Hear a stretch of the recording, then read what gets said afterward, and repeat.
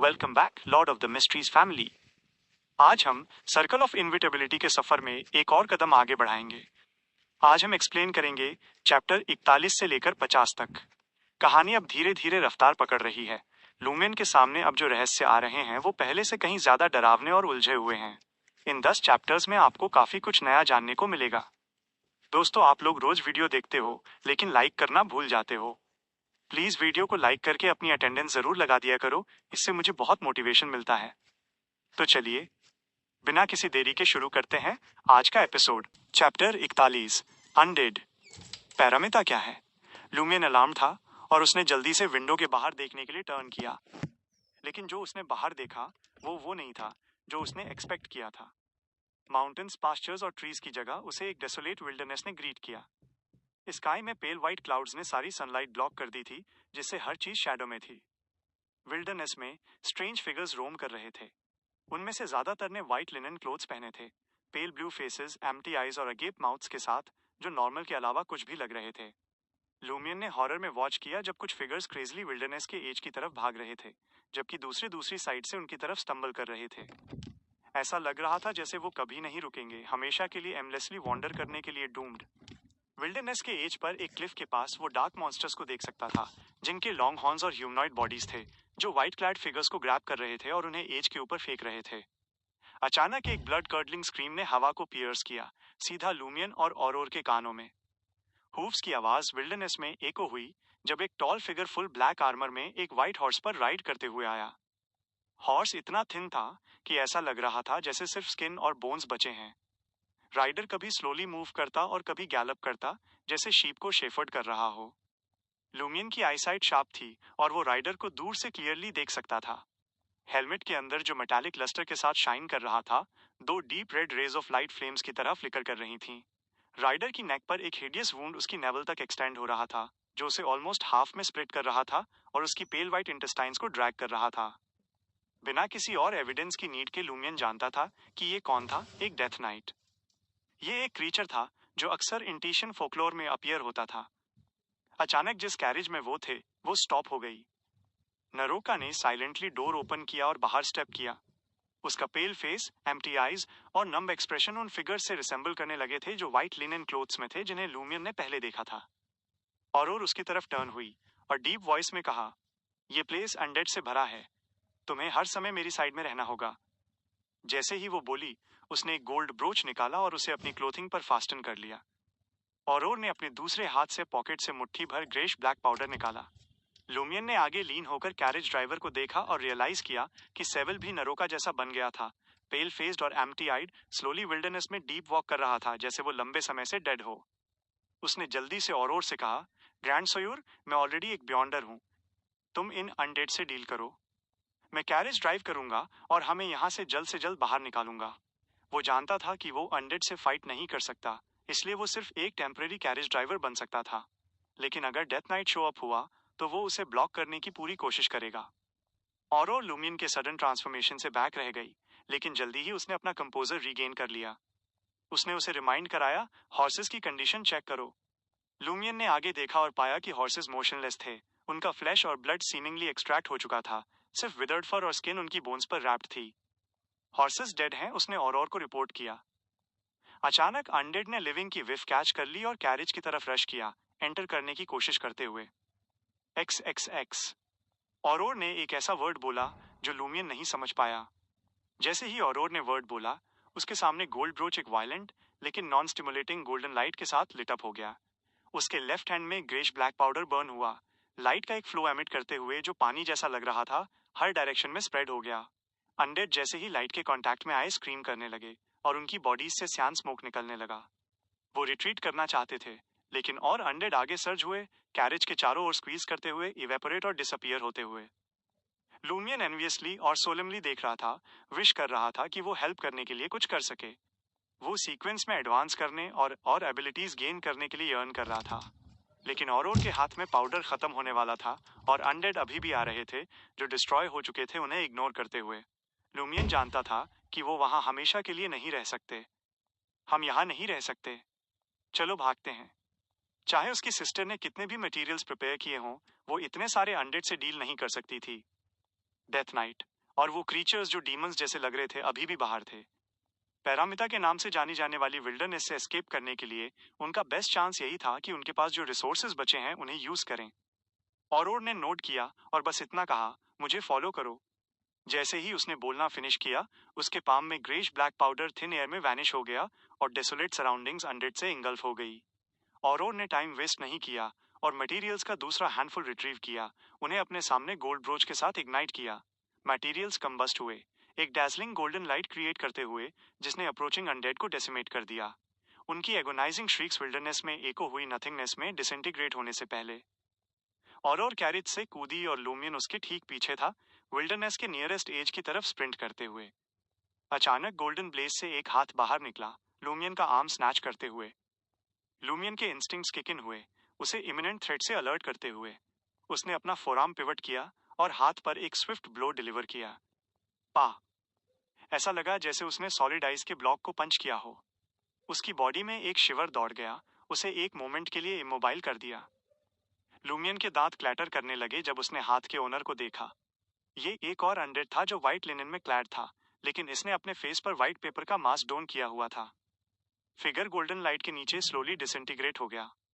Peculiar undead Lumion की तरफ लंज हुआ, लेकिन इससे पहले कि वो कांटेक्ट बना पाता, प्योर होली लाइट की एक बीम उस पर डिसेंड हुई।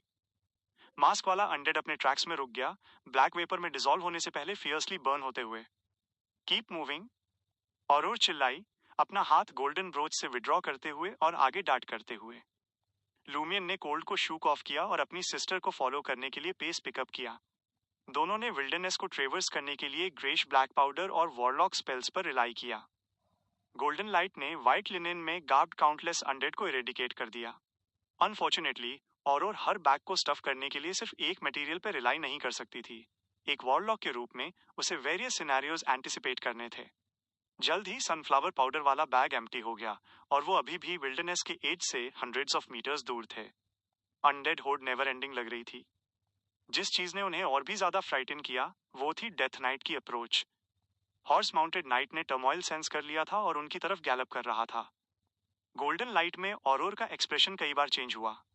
वो स्लो डाउन हुई, अपने दांत पीस लिए और लूमियन से अर्जेंटली बोली, जब मैं 3 शाउट करूं, विल्डरनेस के एज की तरफ भागना और पीछे मुड़कर मत देखना।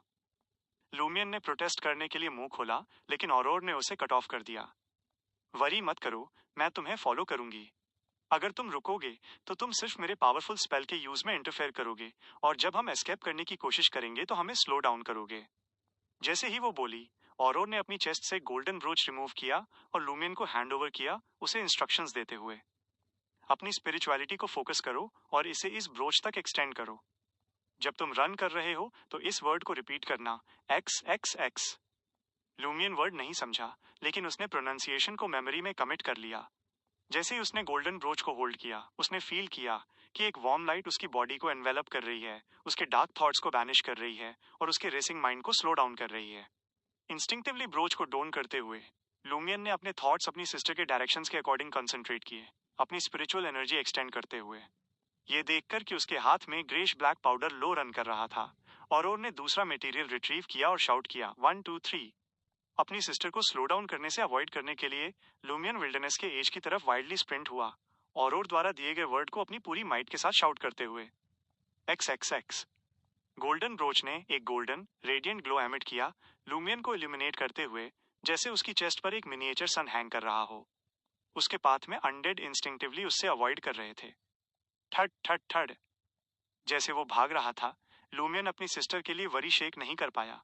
उसने पीछे ऑरोर पर एक ग्लांस कास्ट किया, जो ब्लैक गैस के क्लाउड से सराउंडेड अपनी स्पॉट पर रिमेन कर रही थी। अनडेड गैस की तरफ ड्रॉ हो रहे थे, लूमियन को अबैंडन करके उसकी तरफ स्वार्म कर रहे थे। लूमियन फूल नहीं था। जब उसने ये सीन देखा, वो समझ गया कि उसकी सिस्टर ने झूठ बोला था जब उसने कहा था कि वो उसे फॉलो करेगी। ऑरोर! वो चिल्लाया, अब्रैप्टली रुका और स्पिन अराउंड किया, अपनी सिस्टर की तरफ वापस भागते हुए। ऑरोर ने पीछे देखा और पाया कि वो रुक गया है। वो जल्दी से चिल्लाई, क्या तुम स्टूपिड हो? भागो! लूमियन ने कुछ नहीं कहा और ऑरोर की तरफ भागा। अनडेड उसके सामने पार्ट हो गए, ब्रोच की गोल्डन लाइट के नीचे पाथ क्लियर करते हुए। ये देखकर ऑरोर ने अपना सिर नीचे कर लिया और सॉफ्टली कर्स किया, व्हाट एन इडियट। फिर उसने एक और आयरन ब्लैक सब्सटेंस निकाला और लूमियन पर स्प्रिंकल किया, जिससे वो एक इनविजिबल फोर्स द्वारा विल्डरनेस के एज की तरफ पुश हो गया। उसने ब्रेक फ्री होने के लिए स्ट्रगल किया, लेकिन वो मिड एयर में था, बिना किसी लेवरेज के। मेरे stupid brother, live well. Auro ने मेलनकली स्माइल के साथ विस्पर किया, इससे पहले कि ब्लैक ऑरा ने उसे कंप्लीटली कंज्यूम कर लिया। वो काउंटलेस फिगर्स और डेथ नाइट के सामने डायरेक्टली एक्सपोज्ड थी। ऑरोर। लूमियन की आंखें टेरर से बल्ज हो गईं, उसकी स्किन और आइज ब्लड वेसल से रेड हो गईं। हालांकि वो अभी भी विल्डरनेस के एज की तरफ पुश किया जा रहा था। लेकिन अचानक सारे अनडेड अपने ट्रैक्स में रुक गए। डिस्टेंस में कुछ हो रहा था। ऑरोर ने शिफ्ट सेंस किया और शॉक में ऊपर देखा। उसने एक ओपन कैरेज पास होते हुए देखी, जो हॉर्सेस द्वारा नहीं बल्कि दो डेमोनिक क्रीचर्स द्वारा पुल की जा रही थी, जिनके गोट हॉर्न्स थे। कैरेज डीप रेड कलर की थी, एक कोच या क्रेडल जैसी रिसेंबल कर रही थी, और एक वुमन जो मैडम पुआलिस जैसी रिसेंबल कर रही थी, फ्लावर क्राउन और ग्रीन ड्रेस पहने अंदर बैठी थी। लेकिन मैडम पुआलिस के अनलाइक वो बहुत डिग्निफाइड थी। डेथ नाइट ने अपना टारगेट अबैंडन कर दिया और अपने हॉर्स को कैरेज की तरफ टर्न किया। सारे अनडेड ने सूट फॉलो किया, कैरेज के चारों ओर क्लस्टर करते हुए, जैसे वो विल्डरनेस के बियॉन्ड हेजी माउंटेन रेंज की तरफ हेड कर रही थी। Chapter 42, madam night. लूमियन उस डीमन द्वारा खींची जा रही कैरेज और अनडेड के रिएक्शन से सन्न रह गया। वो स्ट्रगल करना भूल गया और उस इनविजिबल पाम द्वारा 10 सेकंड से ज्यादा तक पुश किया गया, जब तक कि वो रुक नहीं गया। हालांकि कैरेज दूर जा रही थी, फिर भी वो अपनी ईगल लाइक विजन से उस वुमन का चेहरा साफ देख सकता था। उसके लंबे ब्राउन बाल ऊपर बंधे हुए थे और उसकी ब्राउन आंखें खूबसूरत और ब्राइट थीं। उसकी आईब्रो हल्की थीं और उसने एक फ्रेश ग्रीन ड्रेस और फूलों से बना लॉरल क्राउन पहना था। उसका ऑर्डर एलिगेंट और डिग्निफाइड था। मैडम पुआलिस। लूमियन का पहला ख्याल यही था कि कैरेज पर बैठी वो औरत मैडम पुआलिस थी, एडमिनिस्ट्रेटर की वाइफ और पादरे की मिस्ट्रेस। हालांकि पास से देखने पर उसने दोनों के बीच एक ऑब्वियस फर्क नोटिस किया। न सिर्फ उनके ऑरा में बहुत बड़ा अंतर था, बल्कि उनके लुक्स में भी एक डिस्टिंक्ट फर्क था। कैरेज में बैठी लेडी के फेशियल फीचर्स ज्यादा सॉफ्ट और मैच्योर थे। अगर लूमियन को कंपैरिजन करना होता, तो वो कार में बैठी लेडी को मैडम पुआलिस की 7 या 8 साल बड़ी बहन डिस्क्राइब करता। इस वक्त वो लेडी डीमन द्वारा खींची जा रही एक ओपन कैरेज में बैठी थी। अनगिनत अनडेड और डेथ नाइट से घिरी हुई वो दूर जंगल की तरफ ऐसे जा रही थी, जैसे वो किसी तरह की जादुई पेट्रोल पर हो। ऑरोर ने अपनी नजर हटाई और लूमियन की तरफ दौड़ी। दौड़ते हुए वो चिल्लाई, इस मौके का फायदा उठाओ और यहाँ से भाग चलो। लूमियन अपने डेज से बाहर आया और अपनी बहन के पास आने का इंतजार किया, फिर बड़े कदम बढ़ाते हुए पास की विल्डरनेस के किनारे की तरफ भागा। थोड़ी ही देर में उन्हें ऐसा लगा जैसे वो किसी इल्यूसरी पर्दे या पानी की एक मोटी लेयर से गुजरे हों। उनके सामने का सीन बदल गया। विल्डरनेस बुलबुलों की तरह गायब हो गई। साफ नदी, दोनों तरफ नई घास और हरे पेड़ सब एक साथ उनकी नजर में आए। लूमियन और ऑरोर के लिए ये सीन इतना जाना पहचाना था कि उन्हें जजमेंट करने के लिए इसे पहचानने की जरूरत नहीं थी। वो अभी भी कॉर्डो विलेज के पास थे। ये वही जगह थी जहां एवा लिजियर अपने हंसों को चराती थी। हम वापस आ गए। लूमियन सरप्राइज्ड या निराश नहीं था। इसके बजाय उसने अपने शक को कंफर्म करते हुए चारों तरफ देखा। ऑरोर ने हाफते हुए कहा, चाहे मैडम पुआलिस ने जानबूझकर गलती की हो या नहीं, हम अब गांव वापस नहीं जा सकते। चलो डारिये चलते हैं। लूमियन ने तुरंत सुझाव दिया। तो चलो पास के पास्चर में चलते हैं। पहाड़ी से नीचे जाने का एक खतरनाक रास्ता है। हमारी एबिलिटीज के साथ हम ठीक रहेंगे, लूमियन ने आगे कहा। ठीक है। ऑरोर मुड़ी और दौड़ने लगी। समय समय पर मैडम पुआलिस से पोनी उधार लेने की वजह से वो कॉडू के आसपास के हाईलैंड पास्चर से फैमिलियर थी। लूमियन अपनी बहन के पीछे पीछे चल रहा था। जो अभी हुआ था उससे खुश भी था और डरा हुआ भी। उसने उम्मीद नहीं की थी कि मैडम पुआलिस इतनी पावरफुल होंगी कि इतने सारे अनडेड, डीमन और डेथ नाइट उनका पीछा करेंगे। बेशक हो सकता है कि वो मैडम पुआलिस न हो। दौड़ते दौड़ते ऑरोर धीमी हो गई। उसकी सांसें भारी हो गईं और उसका हांफना और भी ज्यादा बढ़ गया। क्या हुआ? लूमियन में अभी भी काफी एनर्जी थी। ये हंटर होने का एक फायदा था। ऑरोर रुकी और जोर से हांफने लगी। मैं थक गई हूं। स्पेलकास्टिंग ने मेरी बहुत सारी एनर्जी ले ली।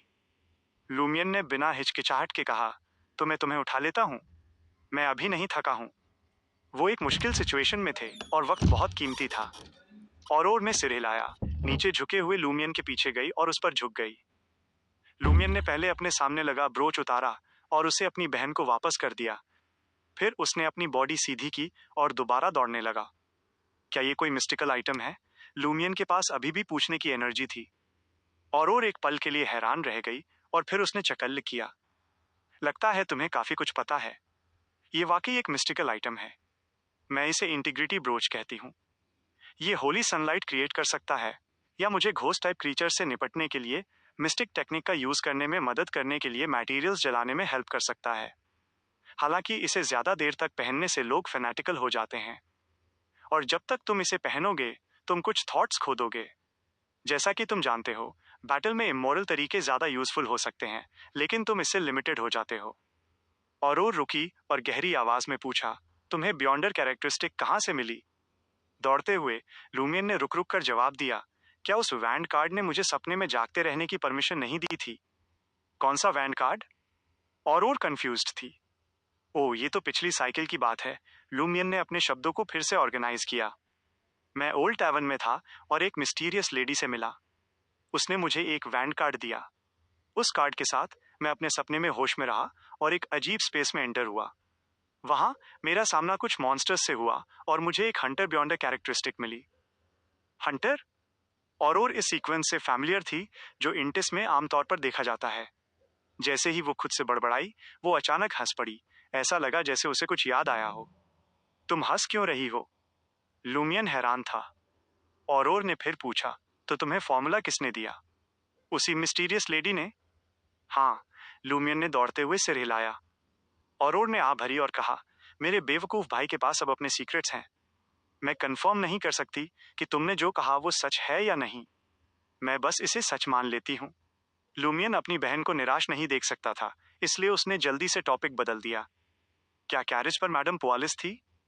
वो एक जैसी दिखती हैं, पर वो सेम नहीं है। और ने अपनी ही बात काटते हुए कहा। कुछ सेकंड सोचने के बाद उसने कहा, चूंकि तुम पहले से ही एक बियॉन्डर हो, मैं तुम्हें सीधे बताऊंगी। मेरे साथियों, वो मेरे पेन पैल्स ने एक बार किसी चीज का जिक्र किया था। उन्होंने कहा था कि पिछले कुछ सालों में लोएन के सदर्न पार्ट्स, इंटिस के सदर्न पार्ट्स और फेनापोटर किंगडम में अभी जो हुआ है, उससे मिलते जुलते कई अजीब फिनोमेना हुए हैं। औरतें डीमंस द्वारा खींची जाने वाली कैरेज में राइड करती हैं, विल्डरनेस में पेट्रोल करती हैं और अनडेड की भीड़ उनके पीछे चलती है। कुछ बियॉन्डर्स जिन्होंने कोरिस्पॉन्डिंग मिस्टिक आर्ट्स को समझ लिया है, वो अपनी आत्माओं को अपनी बॉडी से निकलने देते हैं और कुछ वंडरफुल एक्सपीरियंस करने और मिस्टिक नॉलेज हासिल करने के लिए कुछ समय के लिए कैरेज को फॉलो करते हैं। मेरे एक साथी को उन बियॉन्डर्स की नोटबुक में से एक मिली थी। उसमें मेंशन था कि उस लेडी का नाम मैडम नाइट है। नोटबुक के ओनर को कैरेज फॉलो करने के अपने एक्सपीरियंस से एक सीक्रेट मेडिसिन प्रोडक्शन मेथड मिला था, जो एक बेबी की कॉप से इनविजिबिलिटी पोशन बना सकता है। इन्वेस्टिगेशन के मुताबिक अलग अलग जगहों पर औरतें सिमिलर फिनोमेना एग्जिबिट करती हैं, लेकिन ये चीजें रात में होती हैं। लूमियन ने हैरानी से कहा, लेकिन अभी तो दिन का समय है। क्या कॉडू विलेज की एनोमली कोई बदलाव लाई है? इसीलिए मैं श्योर नहीं हूं।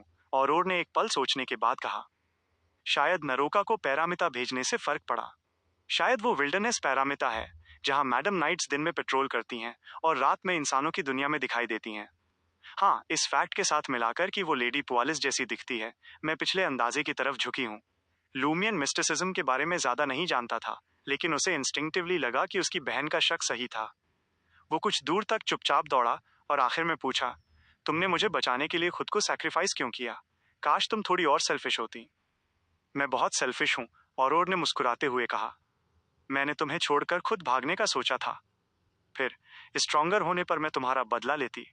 हालांकि केयरफुल कंसिडरेशन के बाद मैंने रियलाइज किया कि अगर मैं तुम्हें इंटीग्रिटी ब्रोच दे भी देती और तुम्हें इसे यूज करना सिखा भी देती, तो भी तुम मुझे भागने का मौका देने के लिए ज्यादातर अनडेड को अट्रैक्ट करने में मेरी मदद नहीं कर पाते। सिर्फ मेरे जैसा वॉरलॉक ही ऐसा कर सकता था। ये हमारे साथ मरने या कम से कम तुम्हारे जिंदा रह पाने के बीच की चॉइस थी। मुझे तुम्हें ये बताने की जरूरत नहीं है कि मैंने क्या चॉइस की, है ना? ऐसी चॉइस करना उतना आसान नहीं है जितना तुम बता रही हो। लूमियन इसे रैशनली एक्सेप्ट कर सकता था, लेकिन इमोशनली नहीं। उसने उदासी से कहा, हम साथ ही मर जाते तो अच्छा होता। तुम मर नहीं सकते। अगर तुम चले गए तो मुझे वापस कौन लाएगा? मिस्टिसिज्म की दुनिया में सब कुछ पॉसिबल है, और ने अपने भाई को लेक्चर दिया। इसीलिए मैंने वो सारी सैपी लाइंस बोली थी, ताकि तुम्हें याद रहे कि तुम्हें कड़ी मेहनत करनी है और मुझे वापस लाना है। ये सच है। लूमियन धीरे धीरे अपनी बहन की चॉइस से एग्री हो गया। थोड़ी देर दौड़ने के बाद उन्होंने सबसे नजदीकी हाईलैंड पास्चर देखा। लूमियन, जो और को उठाए हुए था, साफ तौर पर थका हुआ महसूस कर रहा था, लेकिन वो आराम करने के लिए नहीं रुका। उसने अपनी बची हुई ताकत जुटाई और हरी घास से ढकी पहाड़ी की तरफ भागा। यहाँ कई लाइवस्टॉक पेंस और शैक थे। पहले वाले चट्टानों और पेड़ की टहनियों से घिरे हुए थे। जमीन कॉम्पैक्ट मिट्टी और चपटे गोबर से बनी थी। एक छोर पर एक लंबा और संकरा एग्जिट था, जिससे केवल एक भेड़ गुजर सकती थी। बाद वाला एक प्रिमिटिव टेंट जैसा था। पत्थरों का इस्तेमाल करके पहले कम ऊंचाई वाली दीवारों का एक सर्कल बनाया गया था, जिसमें एक दरवाजा और धुएं के लिए वेंट छोड़ा गया था। फिर नीची दीवारों के सहारे ग्रेट्स की एक लाइन बनाई गई थी। ग्रेट्स का निचला आधा हिस्सा मिट्टी में दबा हुआ था और ऊपरी सिरा एक लकड़ी के स्ट्रक्चर को सपोर्ट कर रहा था। लकड़ी के स्ट्रक्चर पर घास और मिट्टी से बनी छत थी। ये वो जगह थी जहां शेफर्ड्स रहते थे। एनवायरनमेंट बहुत सख्त था। लूमियन ने अब ऑरोर को नहीं उठाया और उसे पहाड़ी के दूसरी तरफ ले गया। खतरनाक रास्ता नीचे छिपा था। उस रास्ते को देखकर, जिसमें उसे एक चट्टान से 7 से 8 मीटर नीचे कूदना था, ऑरोर ने लूमियन से कहा, हालांकि तुम अब इसे चढ़ सकते हो, लेकिन समय बर्बाद मत करो। मैं तुम्हें नीचे उड़ा ले जाऊंगी। ठीक है। लूमियन देखना चाहता था कि अगर वो कॉर्डू छोड़ता है तो किस तरह के बदलाव होंगे। ऑरोर ने एक हाथ से लूमियन का हाथ पकड़ा और दूसरे हाथ से सिल्वर डस्ट छिड़की। वो दोनों एक ही समय पर ऊपर उठे और धीरे धीरे चट्टान से नीचे उड़े। बीच हवा में लूमियन को अचानक अपने सिर में दर्द महसूस हुआ, जैसे किसी ने उसे जोर से मारा हो। ऑरोर का रिएक्शन भी सिमिलर था। लूमियन की आंखों के सामने अंधेरा छा गया और उसे लगा जैसे सब कुछ बिखर गया है। Dot dot dot dot dot dot. Lumion झटके से जागा और टेबल, कुर्सी, बुकशेल्फ और वार्डरोब के जाने पहचाने नजारे देखे। Back to square one. वो सोच विचार करते हुए बिस्तर से उतरा और नीचे गया।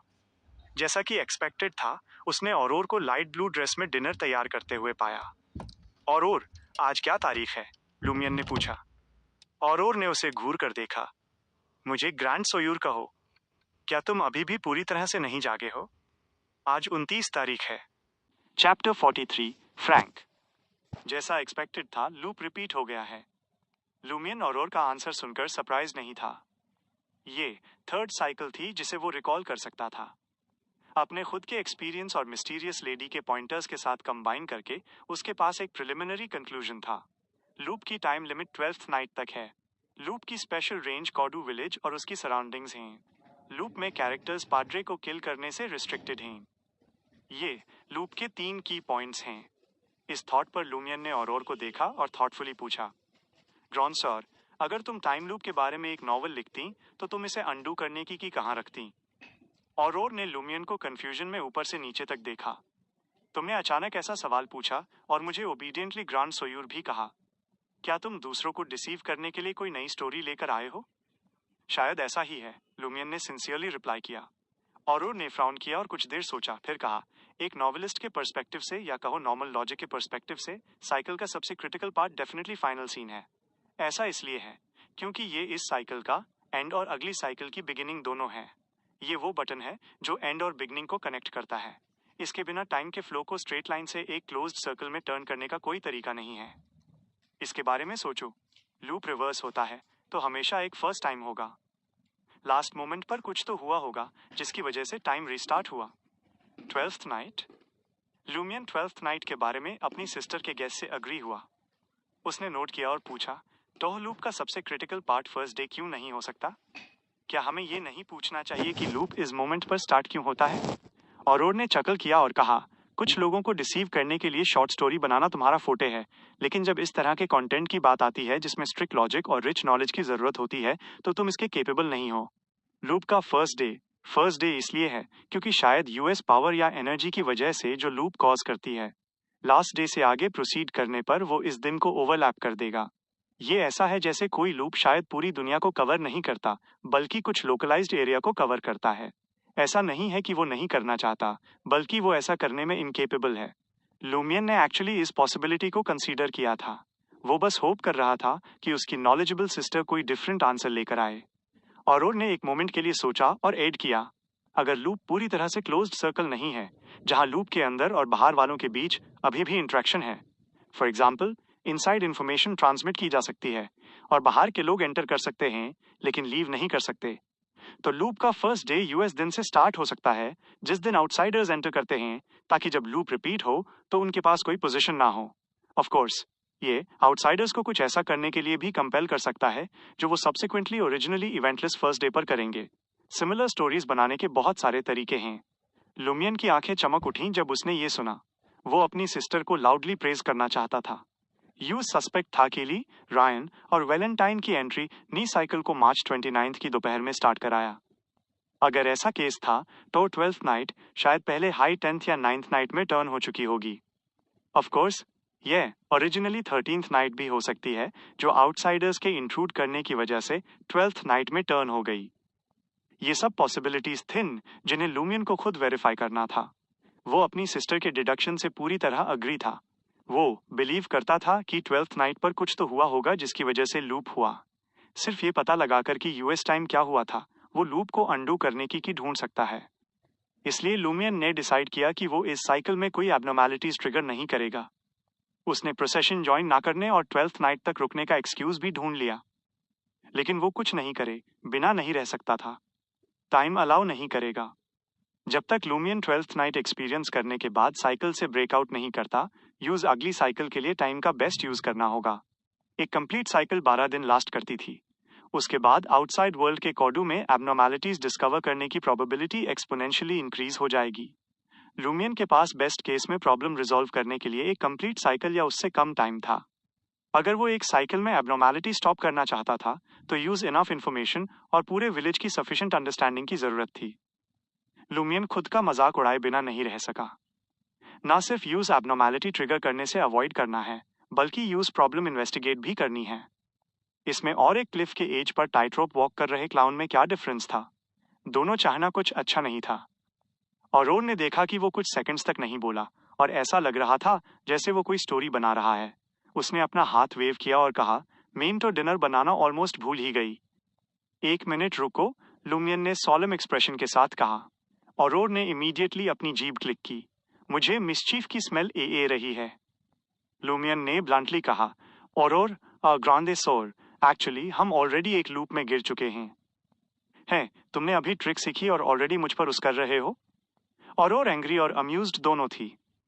मुझे लगता है लोगों को कभी कभी ट्रस्टवर्दी होना चाहिए। लूमियन ने साइलेंटली आ भरी।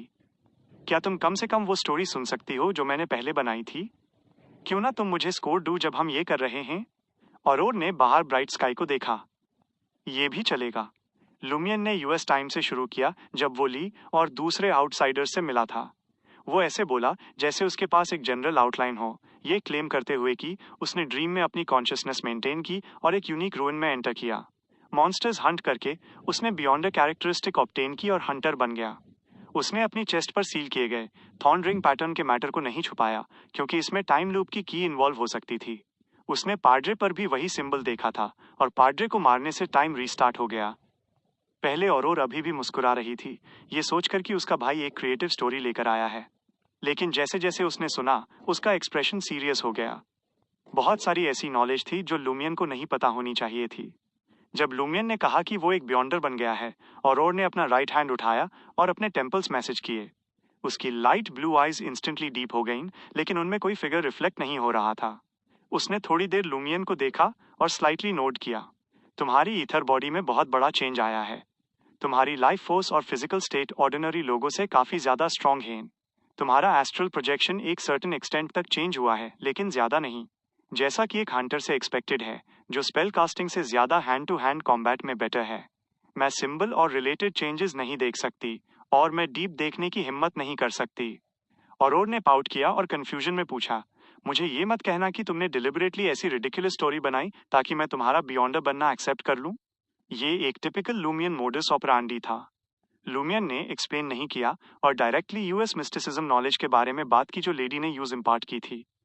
ऑफ कोर्स उसने सिर्फ ब्रीफली नाम मेंशन किया और एलैबोरेट नहीं किया। ये इसलिए नहीं था कि वो लेडी की परमिशन लेने से पहले अपनी सिस्टर को ना बताने के बारे में बहुत मॉरल और प्रिंसिपल था, बल्कि दूसरी पार्टी क्लियरली बहुत पावरफुल थी। अगर उसने प्रेशियस नॉलेज लीक की और उस गुस्सा दिला दिया तो टाइम लूप शायद रिजॉल्व हो जाए, लेकिन वो मर जाएंगे। Indestructible law of convergence, acting method. और डमफाउंडेड थी। और स्टंट थी कि उसके इलिटरेट भाई ने मिस्टिसिज्म की फील्ड में इतनी इनकॉम्परेबल प्रेशियस नॉलेज ग्रास्प कर ली थी। यूज बियॉन्डर बने 5 साल से ज्यादा हो गए थे। पहले उसने यूएस ऑर्गेनाइजेशन को ज्वाइन करने के लिए एम्परर रोजेल की डायरी पर रिलाई किया था। उसका पाथवे मिस्टिसिज्म की फील्ड में एक सिंबल था। Time to time knowledge use pursue करती थी, जिससे वो acting method, law of beyonder characteristics indestructibility और law of beyonder characteristics conservation master कर पाई, जो बियॉन्डर वर्ल्ड के 3 कॉर्नरस्टोन्स हैं। इसलिए वो खुद को एक बियॉन्डर मानती थी जिसके पास इनसफिशिएंट एक्सपीरियंस है लेकिन सफिशिएंट नॉलेज है, जो अपने ज्यादा टार पियर्स से मीलों आगे है। अ फ्लैट, उसका भाई, जो कभी मिस्टिसिज्म के कांटेक्ट में नहीं आया था, एक्चुअली ऐसे टर्म्स मेंशन कर सकता था। और तो और वो बियॉन्डर कैरेक्टरिस्टिक्स के लॉ ऑफ कन्वर्जेंस के बारे में जानता था, जो वो नहीं जानती थी।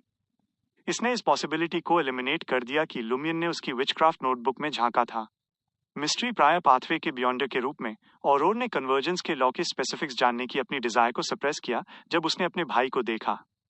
उसने पजलमेंट, सरप्राइज और वरी में पूछा, तुम्हें ये नॉलेज सिखाने के लिए यूएस लेडी को क्या पे करना पड़ा? पोशन फॉर्मूला भी फ्री ऑफ चार्ज था। उसने लुमियन को फिर से साइज अप किया, ऊपर से नीचे फिर नीचे से ऊपर, ये पता लगाने की कोशिश करते हुए कि उसमें क्या मिसिंग है। कुछ नहीं, लुमियन सेल्फ डेप्रिकेटिंगली हंसा। इसीलिए ये टेरिफाइंग है। मुझे ये भी नहीं पता कि मुझे फ्यूचर में क्या प्राइस पे करना होगा। हाँ, मुझे सस्पेक्ट है कि इसका मेरी चेस्ट पर सिंबल और ड्रीम रूइन से कुछ लेना देना है। वो लेडी शायद चाहती है कि मेन कॉरेस्पॉन्डिंग सीक्रेट अनरावल करूं। औरोर ने टर्सली एक्नॉलेज किया, कंटिन्यू करो। उसने सीरियस एटीट्यूड के साथ बाकी स्टोरी का वेट किया। लुमियन ने आउल लेंट के दौरान एबनॉर्मेलिटी और सेकंड साइकिल के दौरान सिबलिंग्स के एक्सपीरियंस के बारे में बात की। उसने ये भी बताया कि कैसे साइकिल यूएस मोमेंट रीस्टार्ट हो गई जब उन्होंने कॉर्डू छोड़ने की कोशिश की। औरोर ने केयरफुली सुना और डिसबिलीफ में खुद से बड़बड़ाई, या तो मुझे तुमने हिप्नोटाइज कर दिया है और मैंने तुम्हें सब कुछ बता दिया है, या टाइम सच में एक लूप में एंटर कर गया है। वो लुमियन पर बिलीव करने लगी क्योंकि उसने खुद अपना नाम इंटेग्रिटी ब्रूच रखा था और इसका कहीं कोई रिकॉर्ड नहीं था। जब तक कि वो खुद अपने भाई को ना बताए, लुमियन के लिए ये जानना इम्पॉसिबल था और इसका कोई इंप्रेशन नहीं था। लुमियन ने लोहा गर्म देखकर हथौड़ा मारा। मैं ये भी प्रोफेसी कर सकता हूँ कि 3 फॉरेनर्स रात में ओल्ड टावन में अपीयर होंगे।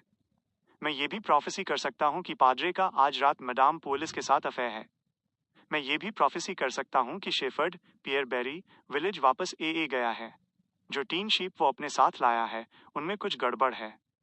और जितना सुनती गई, यूटीएनआई हाई सीरियस होती गई। थोड़ी देर बाद उसने कहा, 3 फॉरेनर्स दोपहर में विलेज में एंटर हुए जब हम कॉम्बैट प्रैक्टिस कर रहे थे। उसके बाद हमने रेस्ट किया और बिल्कुल बाहर नहीं गए। हाँ, दोपहर में कॉम्बैट क्लास में तुम अभी भी एक ऑर्डिनरी पर्सन द। उसने लुमियन की टाइम लूप थियोरी एक्सेप्ट कर ली। अगर कोई और होता तो लुमियन हंसता और कहता, तुमने इस पर बिलीव कर लिया। हाँ, तुमने ऐसी रिडिकुलस स्टोरी पर बिलीव कर लिया। लेकिन औरोर के सामने वो बहुत रिस्ट्रेन था। उसने फिर सजेस्ट किया, मैं एबी विलेज के अराउंड जाऊंगा और देखूंगा कि क्या मैं और इन्फॉर्मेशन गैदर कर सकता हूँ। औरोर ने नोट किया, मैं भी चारों तरफ देखने के लिए अपनी आईज यूज करूंगी, लेकिन बहुत ह्यूज रिस्ट्रिक्शंस हैं और ये बहुत डेंजरस है। मुझे सुरे नहीं है कि मैं कुछ गेन कर पाऊंगी।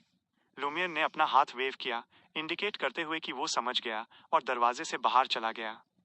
जैसे ही लुमियन ने कुछ कदम बढ़ाए, उसने पीछे मुड़कर किचन में खड़ी औरोर के फिगर को देखा।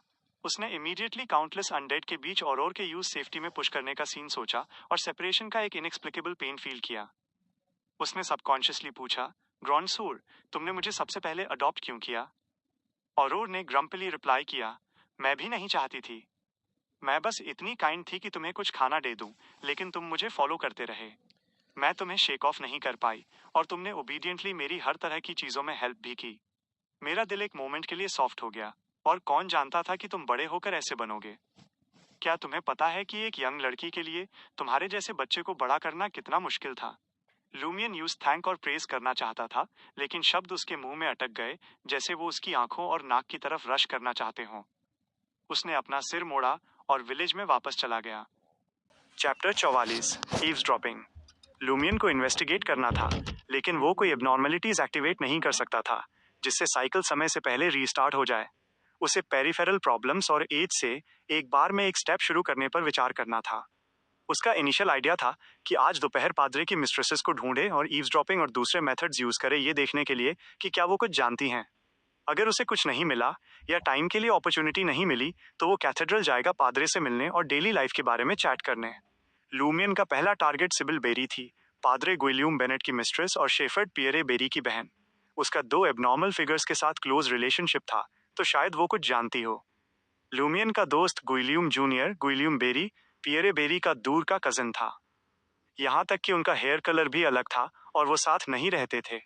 सिबिल बेरी 24 साल की थी और जीन मॉरी से मैरिड थी, जो अपने लेट 40s में एक मिडिल एज्ड आदमी था। वो 30 साल से ज्यादा समय से सिंगल था। सिबिल बेरी से शादी करने का रीजन ये था कि डॉरी के लिए उसकी कोई रिक्वायरमेंट्स नहीं थी। लूमियन को सस्पेक्ट था कि उसने एसेट्स का स्मॉल अमाउंट यूज करके उससे शादी इसलिए की क्योंकि वो उस टाइम ऑलरेडी पादरे की मिस्ट्रेस बन चुकी थी और अपने इलेजिटिमेट बेटे के फादर के लिए उसे एक हस्बैंड की जरूरत थी। पादरे ने सीक्रेटली कुछ प्रॉमिस किया था। हालांकि इंटिस ओपन माइंडेड था और इलेजिटिमेट बच्चे कॉमन थे।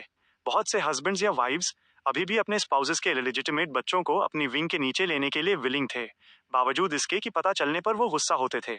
कुल मिलाकर ये फ्यूचर में एक एडिशनल फ्री मैन सर्वेंट या मेड होने के इक्विवेलेंट था। इसके अलावा उनके पास एसेट्स इनहेरिट करने का राइट नहीं था, लेकिन एटर्नल ब्लेजिंग सन चर्च के क्लर्जीमैन को शादी करने और बच्चे पैदा करने की परमिशन नहीं थी। वो अक्सर अपने इलेजिटिमेट बच्चों के लिए फादर्स ढूंढते थे। लूमियन जीन मॉरी के घर पहुंचा, कॉडू के एज पर एक ग्रेश व्हाइट शॉर्ट हाउस जिसमें सिर्फ एक फ्लोर था। किचन के पीछे बेडरूम था और दूसरी साइड बेसमेंट से कनेक्टेड थी, जो लिविंग रूम और डाइनिंग रूम के रूप में सर्व करता था। वहां कोई वॉशरूम नहीं था। उन्होंने घर के पीछे सिर्फ एक शेड बनाया था। लूमियन बिना नॉक किए एंटर हुआ, चुपचाप घर की साइड में आया और बेडरूम विंडो के नीचे स्क्वाट कर गया। उस मोमेंट अंदर कोई बैठा था। लूमियन उनकी ब्रीदिंग सुन सकता था और उनकी कोरेस्पॉन्डिंग हाइट डिटरमिन कर सकता था। ज्यादा देर नहीं हुई थी, किचन से बेडरूम की तरफ हल्के फुटस्टेप्स आए। कैलकुलेट करने की कोई जरूरत नहीं थी। एक हंटर के रूप में लूमियन के माइंड में फुटस्टेप्स के ओनर का अप्रॉक्सीमेट वेट नेचुरली आ गया। ये शायद एक औरत थी, probably Sybil Berry. Sybil Berry का लूमियन का इंप्रेशन सॉफ्ट और स्मूथ ब्लैक हेयर वाली औरत का था, जो दूसरी औरतों की तरह इसे ऊपर बांधना पसंद नहीं करती थी। वो इसे फ्लो होने देती थी या पोनीटेल में बांधती थी, जिससे ये फीलिंग आती थी कि वो अभी भी एक यंग अनमैरिड लड़की है। उसके फेशियल फीचर्स आउटस्टैंडिंग नहीं थे, लेकिन वो सॉफ्ट और राउंड थे, बहुत फ्लैशी। इस मोमेंट जीन मॉरी, जो बेडरूम में साइलेंटली बैठा था, ग्लूमिली बोला, पादरे आज दोपहर आया था? उसकी आवाज बिल्कुल उसी की तरह थी, थोड़ी स्टफी। वो उस तरह का इंसान था जो यूजुअली विलेज स्क्वायर में एल्म ट्री के नीचे चैट करता था। हर 4 या 5 सेंटेंस में एक बार रिप्लाई करता था। इसके अलावा वो अक्सर अपने ब्लैक हेयर को कोम्ब करने के लिए बहुत लेजी होता था। उसकी ब्राउन आइज लाइफलेस थी और उसकी बियर्ड क्लीन शेव्ड नहीं थी। वो ग्लूमी दिखता था। वो यहाँ था। सिबिल बेरी की आवाज अभी भी थोड़ी गर्ली थी। वो ऐसी ही पैदा हुई थी। जीन मॉरी पूछने से पहले एक मोमेंट के लिए साइलेंट हो गया। क्या तुमने ये किया? हमने किया, सिबिल ने फ्रैंकली जवाब दिया। जीन मॉरी फिर साइलेंट हो गया। जब सिबिल किचन की तरफ गई, उसने कहा, मुझे पादरे के बारे में ज्यादा कुछ नहीं कहना है, लेकिन तुम दूसरे आदमियों से बचकर रहना, खासकर पैटो रसेल। पैटो रसेल मैडोना बेनेट का हस्बैंड था। उसकी वाइफ भी पादरे की मिस्ट्रेस थी। लूमियन, जो विंडो के बाहर था, सीक्रेटली स्पीचलेस था। ये रिलेशनशिप सच में मेज्ड अप था। उसने पादरे का हायर ओपिनियन गेन किया। वो दोपहर में सिबिल बेरी के पास आया था और रात में मैडम पुआलिस के साथ डेट कर रहा था। उसे चीटिंग की फील्ड में मॉडल वर्कर कहा जा सकता था। अगर वो इस एरिया में और एनर्जी चर्च के मैटर्स में एलोकेट करता और इसे अपनी स्कीमिंग और मैकिनेशंस के साथ कंबाइन करता, तो वो क्लर्जिकल रैंक में काफी पहले एडवांस कर चुका होता और बियॉन्डर बन गया होता। क्लर्जिकल रैंक एटर्नल ब्लेजिंग सन के चर्च के एक क्लर्जी मैन की रैंक थी। फर्स्ट रैंक से स्टार्ट होकर ये ऑस्टेरी, रीडर, चैंटर, एकोलाइट, सब डीकन, डीकन जिसे प्रीस्ट या पादरे भी कहा जाता है, बिशप, आर्क बिशप और कार्डिनल थे।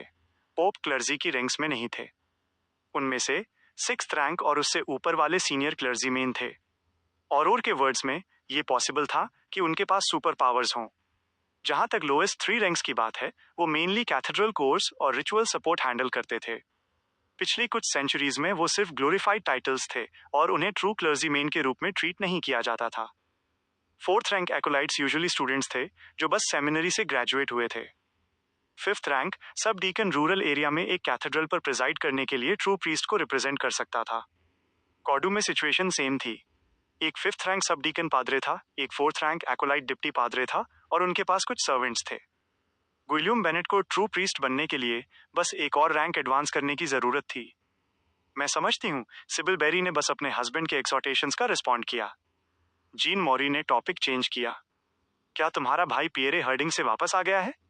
हाँ, एक इम्पोर्टेंट रिचुअल है जिसमें उसकी हेल्प की जरूरत है, सिबिल ने कैजुअली एक्सप्लेन किया। एक रिचुअल? लूमियन की आईलिड्स ट्विच हुई जब उसने ये सुना। जीन मॉरी ने पूछा, लेंट फेस्टिवल? नहीं, ये गॉड का रिचुअल है, सिबिल ने इम्पेशेंटली रिप्लाई किया। ज्यादा मत पूछो, तुम्हें पता चल जाएगा जब टाइम आएगा। जीन मॉरी ने टर्सली एक्नॉलेज किया और कहा, प्रेज द सन। सिबिल ने रिस्पॉन्ड नहीं किया और किचन में जाने के लिए बेडरूम छोड़ दिया। लूमियन ने इंस्टेंटली जजमेंट बनाया। सिबिल को पादरे और शेफर्ड पियरे बेरी के बीच सीक्रेट डीलिंग्स की सर्टेन अंडरस्टैंडिंग थी, लेकिन उसका हस्बैंड जीन मॉरी पूरी तरह से अनअवेयर था। जिस रिचुअल की वो बात कर रही थी वो फीस्ट पर सैक्रिफिशियल सेरेमनी नहीं थी। ये लाइकली 12th नाइट से रिलेटेड था। कुछ गेन करने के बाद लूमियन ने मॉरी का घर छोड़ दिया और उस 2 स्टोरी बिल्डिंग की तरफ रश किया जहां पैटो रसेल और मैडोना बेनेट रहते थे। सिबिल के अनलाइक, मैडोना बेनेट की शादी इनहेरिटेंस के उसके शेयर के साथ हुई थी। पैटो रसेल को भी अपने ओरिजिनल होम से अपना शेयर मिला था, तो वो एक डिसेंट घर बना सके और ग्रेजिंग के लिए शेफर्ड्स को 20 से ज्यादा शीप सौंप सके। लूमियन को नहीं पता था कि मैडोना पादरे की मिस्ट्रेस कब बनी। वो सिर्फ इतना जानता था कि पास्ट ईयर में मैडम पुआलिस के साथ हुकअप करने से पहले पादरे अक्सर मैडोना को विजिट करता था। शायद उसकी आइडेंटिटी के टैबू ने किसी तरह की फ्लेम स्पार्क की थी। इस मोमेंट पैटो रसेल, जिसकी जेंटलमैन जैसी बियर्ड थी, किचन में पेश कर रहा था। उसने मैडोना से पूछा, जो लेडीज मेड को कमांड देने में बिजी थी, तुम पादरे को गेस्ट के रूप में कब इनवाइट करोगी? उसके पास एक फर्वेंट एक्सप्रेशन था जो कॉर्डू में रियल पावर वाले पर्सन से चिपकने की उम्मीद कर रहा था। मैडोना ने पैटो के फादर की इलेजिटिमेट बेटी पर नजर डाली, जो कुकिंग करने वाली सर्वेंट भी थी, और सब्टल टोन में कहा, मुझे नहीं पता, ये उसके मूड पर डिपेंड करता है और उसकी फिजिकल कंडीशन, मुझे लगता है। लूमियन, जो बाहर ईव्सड्रॉपिंग कर रहा था, साइलेंटली मटर्ड, क्या तुम रिसेंटली अक्सर प्रे करने कैथेड्रल नहीं जाती? तुम उससे पूछ सकती हो जब तुम वहां हो। पैटो रसेल ने गिव अप करने से मना कर दिया। अक्सर कैथेड्रल जाती है? लूमियन ने फ्राउन किया। क्या पादरे का ग्रुप कैथेड्रल में सीक्रेटली कुछ प्लान कर रहा है? उसे एटर्नल ब्लेसिंग सन और सेंट सिथ की बिल्कुल परवाह नहीं है। थोड़ी देर सुनने के बाद लूमियन रसेल के घर से विलेज स्क्वायर के एज पर कैथेड्रल तक चला गया, पादरे के साथ फेस टू फेस चैट करने की उम्मीद में। हालांकि जब वो कैथेड्रल पहुंचा, गुइलियम बेनेट अब वहां नहीं था। ऑल्टर के सामने सिर्फ डिप्टी पादरे मिशेल गैरी खड़ा था। डारिएज का ये फॉरेनर बिगोर थियोलॉजिकल सेमिनरी से ग्रेजुएट हुआ था। पिछले साल उसे बिशप के ऑर्डर्स पर गुइलियम बेनेट का डिप्टी बनने के लिए कॉर्डू भेजा गया था। वो यूजुअली ऑस्ट्रासाइज्ड था और केवल फ्यूनरल्स, मैरिजेस और न्यूबॉर्न्स के रजिस्ट्रेशन का इंचार्ज था। पिछली साइकिल के दौरान लूमियन कैथेड्रल पहुंचा था और पादरे को निकलते हुए पाया था। बाद वाले ने उसे अगले दिन प्रे करने के लिए कहा था। मिशेल को बिलीवर्स की प्रेयर्स और कन्फेशन सुनने का चांस नहीं दिया। मिशेल लूमियन से लंबा था। लूमियन को लगा कि हंटर पोशन कंज्यूम करने के बाद वो 2 से 3 सेंटीमीटर लंबा हो गया था। वो लगभग 1.8 मीटर लंबा था। वो कर्ली ब्राउन हेयर वाला एक यंग लड़का था। मिशेल गैरिक को देखते हुए, जिसने गोल्डन थ्रेड्स वाला व्हाइट रोब पहना था, लूमियन ने अपने आर्म्स स्प्रेड किए। प्रेज द सन। वो करने के बाद उसने मिशेल को घूरा, ये देखना चाहता था कि ये डिप्टी पादरे एटर्नल ब्लेजिंग सन के चर्च के एटिकेट पर कैसे रिएक्ट करेगा। अगर सर्टेन अमाउंट ऑफ हेजिटेशन होता तो लूमियन डिटरमिन कर पाता कि वो पादरे के ग्रुप द्वारा इम्प्लीकेट किया गया है।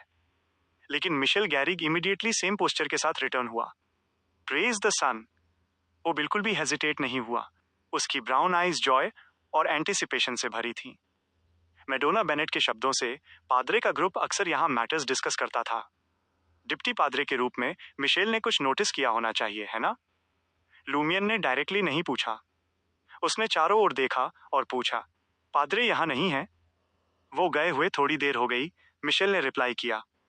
3 फॉरेनर्स यहाँ लगभग 15 मिनट पहले आए थे, किसी फायदे के लिए नहीं। डिप्टी पादरे की आईज पैशनेट थीं, जैसे कि वो पूछ रहा हो कि क्या लूमियन यहाँ रहते हुए कन्फेशन करेगा। ये कंसिडर करते हुए कि पादरे शायद डिटूर लेकर कैथेड्रल में वापस छिप गया हो, मैडम पुआलिस के डिनर लाने का वेट कर रहा हो और मिशेल के साथ उसकी कॉन्वर्सेशन पे ईव्सड्रॉपिंग कर रहा हो, लूमियन ने डेलिबरेटली आह भरी। तो रहने दो, मैं कल फिर प्रे करूंगा। मिशेल की आईज ने अपना लस्टर खो दिया। लूमियन मुड़ा और कैथेड्रल छोड़ दिया। उसने रात गहराने पर मिशेल के रेजिडेंस में चुपके से घुसने का प्लान बनाया, ये देखने के लिए कि क्या उसे कोई यूजफुल इन्फॉर्मेशन मिल सकती है। ये देखकर कि सन सेट होने वाला था, वो घर लौटा और औरोर से पूछा, क्या तुम्हें कुछ मिला? औरोर ने स्लाइटली नोट किया। तुम्हारे मेंशन की गई एबनॉर्मेलिटीज के अलावा मैंने ये भी डिस्कवर किया कि डिप्टी पादरे मिशेल गैरी के साथ कुछ गड़बड़ है? लूमियन ने अपना सरप्राइज नहीं छुपाया। Chapter 45 makeup lesson. लूमियन ने अभी कंफर्म किया था कि मिशेल गैरिक को गुइलियम बेनेट और दूसरों द्वारा इम्प्लिकेट नहीं किया जाना चाहिए था। उसने देर रात डिप्टी पादरे को विजिट करने का प्लान बनाया, लेकिन जब वो घर लौटा तो उसने अपनी सिस्टर को कहते सुना कि उसके बारे में कुछ गड़बड़ है। ऑरोर ने लूमियन को देखा और स्माइल किया। मेरा क्लूलेस भाई मेरे ठीक सामने खड़ा था जब मुझे रियलाइज हुआ कि उसके बारे में कुछ ऑफ है। लगता है तुमने नोटिस नहीं किया। वो काफी डिलाइटेड लग रही थी, इस हद तक कि उसे अपनी स्माइल छुपाने के लिए अपना राइट हैंड अपने मुंह पे रखना पड़ा। आखिर उसका छोटा भाई, जो क्लियरली मिस्टिसिज्म से इग्नोरेंट था, अचानक एक बियॉन्डर बन गया था। उसने एडवांस नॉलेज का खजाना हासिल कर लिया था और डिस्कवर किया था कि कॉर्डू एक टाइम लूप में फंसा हुआ है। न केवल वो एक सिस्टर के रूप में यूजलेस रही थी, बल्कि उसने खुद को मिस्टिसिज्म नॉलेज में भी आउटमैच्ड पाया। इसने उसे थोड़ा नाखुश कर दिया था। अब फाइनली उसने एक एल्डर सिस्टर के रूप में अपनी डिग्निटी वापस पा ली थी। लूमियन ने अपनी सिस्टर की स्माइल को देखा और नोट किया। मुझे उसके बिहेवियर में कुछ भी अनयूजुअल नहीं दिखा। ऑरोर ने टर्सली एक्नॉलेज किया। उसका एस्ट्रल प्रोजेक्शन, मैं कैसे कहूं? बस यूं समझो, ये एक नॉर्मल पर्सन से ज्यादा ब्राइट है और वो एक बियॉन्डर नहीं है। वो अपनी बॉडी को लंबे समय से सिस्टमैटिकली ट्रेन नहीं कर रहा है। शायद वो अच्छे फिजिक के साथ पैदा हुआ हो। लूमियन ने गेस किया, फिर पजलमेंट में पूछा, एस्ट्रल प्रोजेक्शन क्या है? ऑरोर ने सरप्राइज में पूछा, तुम्हें नहीं पता? नहीं। लूमियन ने अपना सिर हिलाया। ऑरोर फिर से मुस्कुराई और डिसबिलीव के हिंट के साथ कहा, उस औरत ने तुम्हें divine paths, law of beyonder characteristics, indestructibility और एक्टिंग मेथड सिखाए, लेकिन उसने तुम्हें एस्ट्रल प्रोजेक्शन जैसे बेसिक कॉन्सेप्ट्स नहीं बताए। वो जल्दी में थी, इसलिए उसने सिर्फ मेन पॉइंट्स पर फोकस किया। लूमियन ने मिस्टीरियस वुमन को डिफेंड किया। और भी खुशी से मुस्कुराई। शायद ये basic mysticism knowledge unofficial hunters के लिए यूजलेस है। तुम्हें बस ट्रैक करने, ट्रैप सेट करने और फाइट करने की जरूरत है। वो अपने भाई की करंट स्टेट डिस्क्राइब करने के लिए स्ट्रगल कर रही थी। ये कहना कि वो मिस्टिसिज्म से इग्नोरेंट है पूरी तरह एक्यूरेट नहीं था, क्योंकि वो बहुत कुछ जानता था। जो चीजें उसने सीखी थी वो सब फॉर्मिडेबल थी। ये कहना कि उसकी नॉलेज ज्यादातर बियॉन्डर से सरपास करती थी, ये भी सही नहीं था। उसे ये भी नहीं पता था कि एस्ट्रल प्रोजेक्शन क्या होता है। ऑरोर ने आह भरी और सीरियसली कहा, मैं ही तुम्हारी मिस्टिसिज्म एजुकेशन कंप्लीट कर सकती हूँ। याद रखो, मिस्टिसिज्म में ह्यूमन बॉडी के एक्सटर्नल पार्ट्स 4 लेवल्स में डिवाइडेड हैं। इनर मोस्ट लेयर, जो कोर भी है, सॉइल बॉडी है। ये स्पिरिट के कॉन्सेप्ट के ऑलमोस्ट इक्विवेलेंट है। ये हर चीज की स्पिरिचुअलिटी है जो स्ट्रेंथन होती है। तुम कह सकते हो कि ये सॉइल बिल्ड करने का एसेंस है। एक मिस्ट्री प्रायर के लिए पोशन मेनली सॉइल बॉडी को अपग्रेड करता है। एस्ट्रल प्रोजेक्शन सॉइल बॉडी के बाहर लोकेटेड होता है। ये रियल और स्पिरिट वर्ल्ड्स में बाद वाले का मैनिफेस्टेशन है। इसके अलावा ये तुम्हारी विल और करंट इमोशन से क्लोजली रिलेटेड है। तो क्या तुम समझे? जब मैंने कहा कि डिप्टी पादरे का एस्ट्रल प्रोजेक्शन नॉर्मल पर्सन से ज्यादा ब्राइट था, तो मेरा मतलब था कि उसकी सॉइल बॉडी या स्पिरिट में एक इश्यू था। ये उसके एस्ट्रल प्रोजेक्शन में रिफ्लेक्ट होता है। इसका उसके नेचुरल फिजिक्स से कोई लेना देना नहीं है। ऑफ कोर्स ये इसलिए हो सकता है क्योंकि उसकी स्पिरिचुअलिटी नेचुरली स्ट्रांग है। एस्ट्रल प्रोजेक्शन के थ्रू हम अभी भी टारगेट के ट्रू इमोशंस ग्रास्प कर सकते हैं। फॉर एग्जाम्पल, रेड का मतलब है पैशन और एक्साइटमेंट।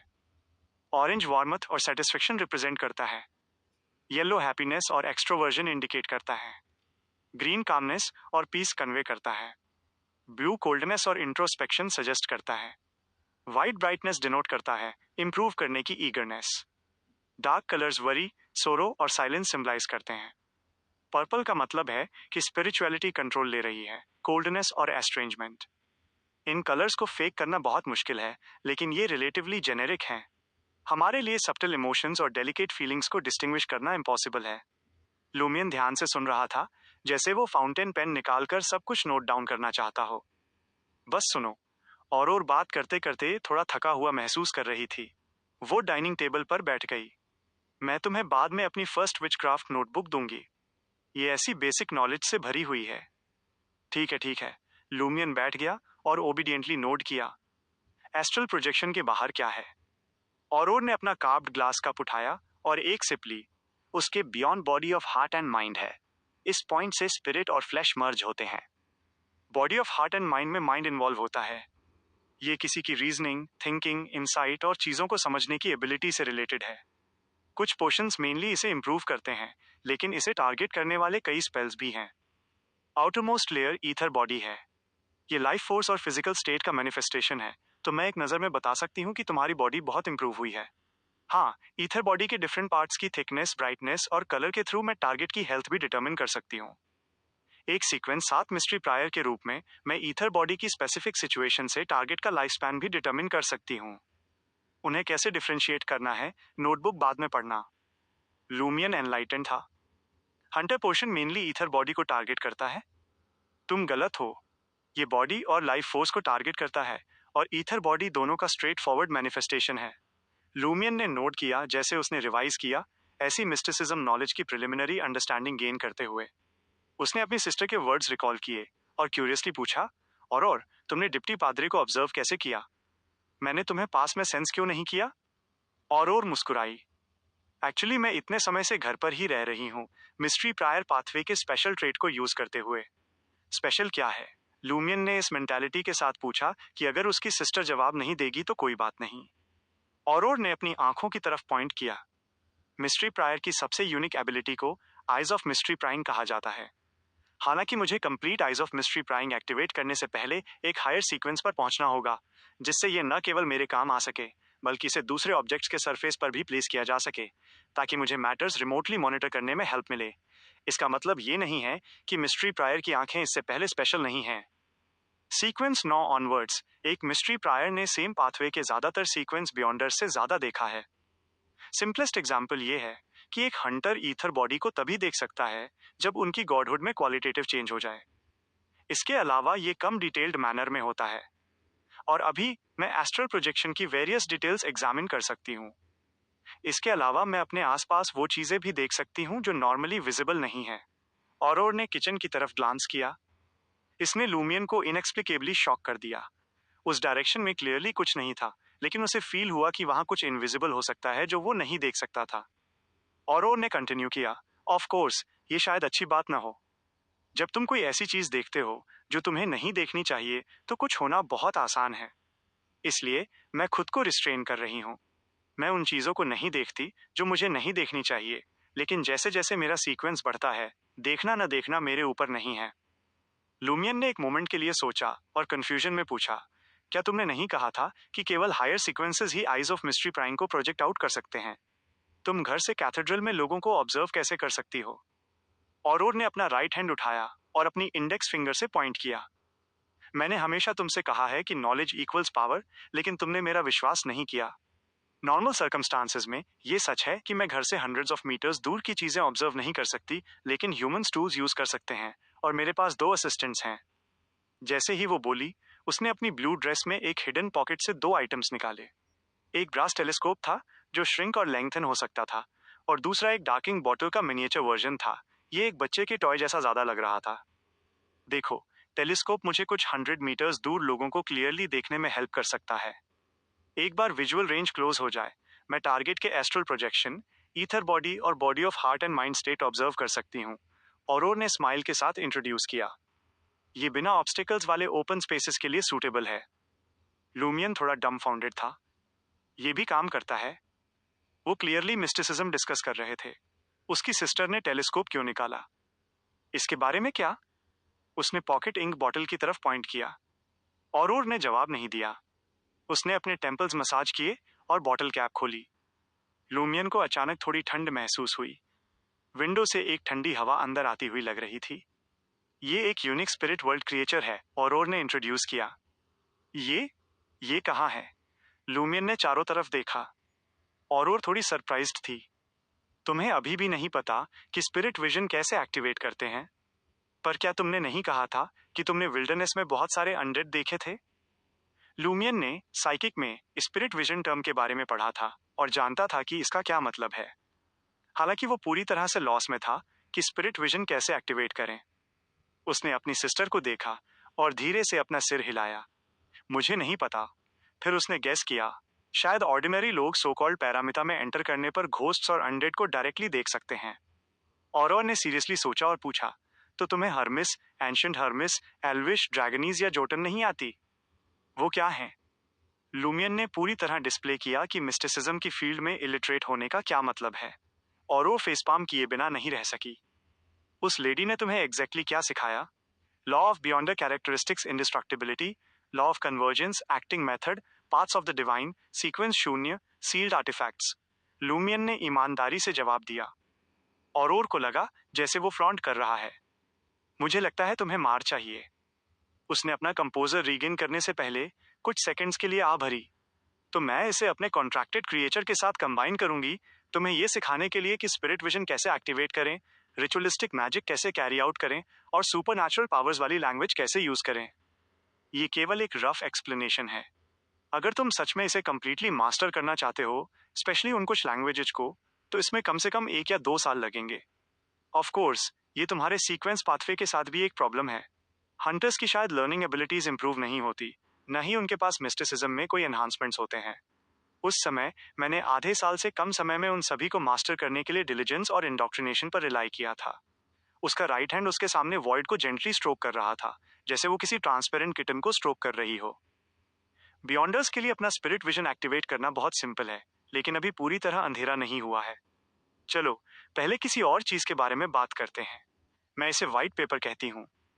ये एक बहुत वीक स्पिरिट वर्ल्ड क्रिएचर है। जब तक तुम्हारे पास एक एक्यूरेट डिस्क्रिप्शन है, तुम एक रिचुअल होल्ड कर सकते हो और इसे अपने नाम में समन कर सकते हो। इस फैक्ट के अलावा कि स्पिरिट वर्ल्ड क्रिएचर्स को देखना डिफिकल्ट है, इसका सिर्फ एक यूज है।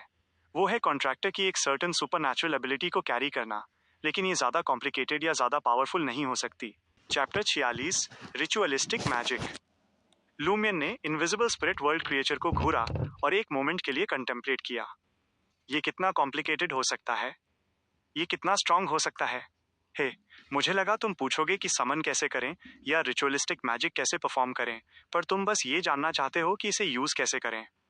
और ने टीज किया, ये शायद हंटर पाथवे की एक कैरेक्टरिस्टिक हो सकती है। तुम्हें प्रिंसिपल्स को फुली अंडरस्टैंड करने की नीड नहीं है, बस कंसीडर करो कि उन्हें अप्लाई कैसे करना है। लूमियन के रिस्पॉन्स का वेट किए बिना उसने पॉन्डर किया और कहा, मैंने ट्राई किया है। ज्यादा कॉम्प्लिकेटेड नहीं का मतलब है कि ये सिर्फ एक एक्शन परफॉर्म कर सकता है। ज्यादा पावरफुल नहीं का मतलब है कि ये मिस्ट्री प्रायर सीक्वेंस 7 वॉरलॉक के स्पेल को सरपास नहीं कर सकता। और के साथ ये डिस्कस करना नाइस है। उसे चीजों को क्वालिटेटिवली और क्वांटिटेटिवली दोनों तरह से एनालाइज करने की हैबिट है। अनलाइक समवन जो वेग डिस्क्रिप्शन प्रेफर करता है, लूमियन ने ये सुनकर इमोशनल फील किया।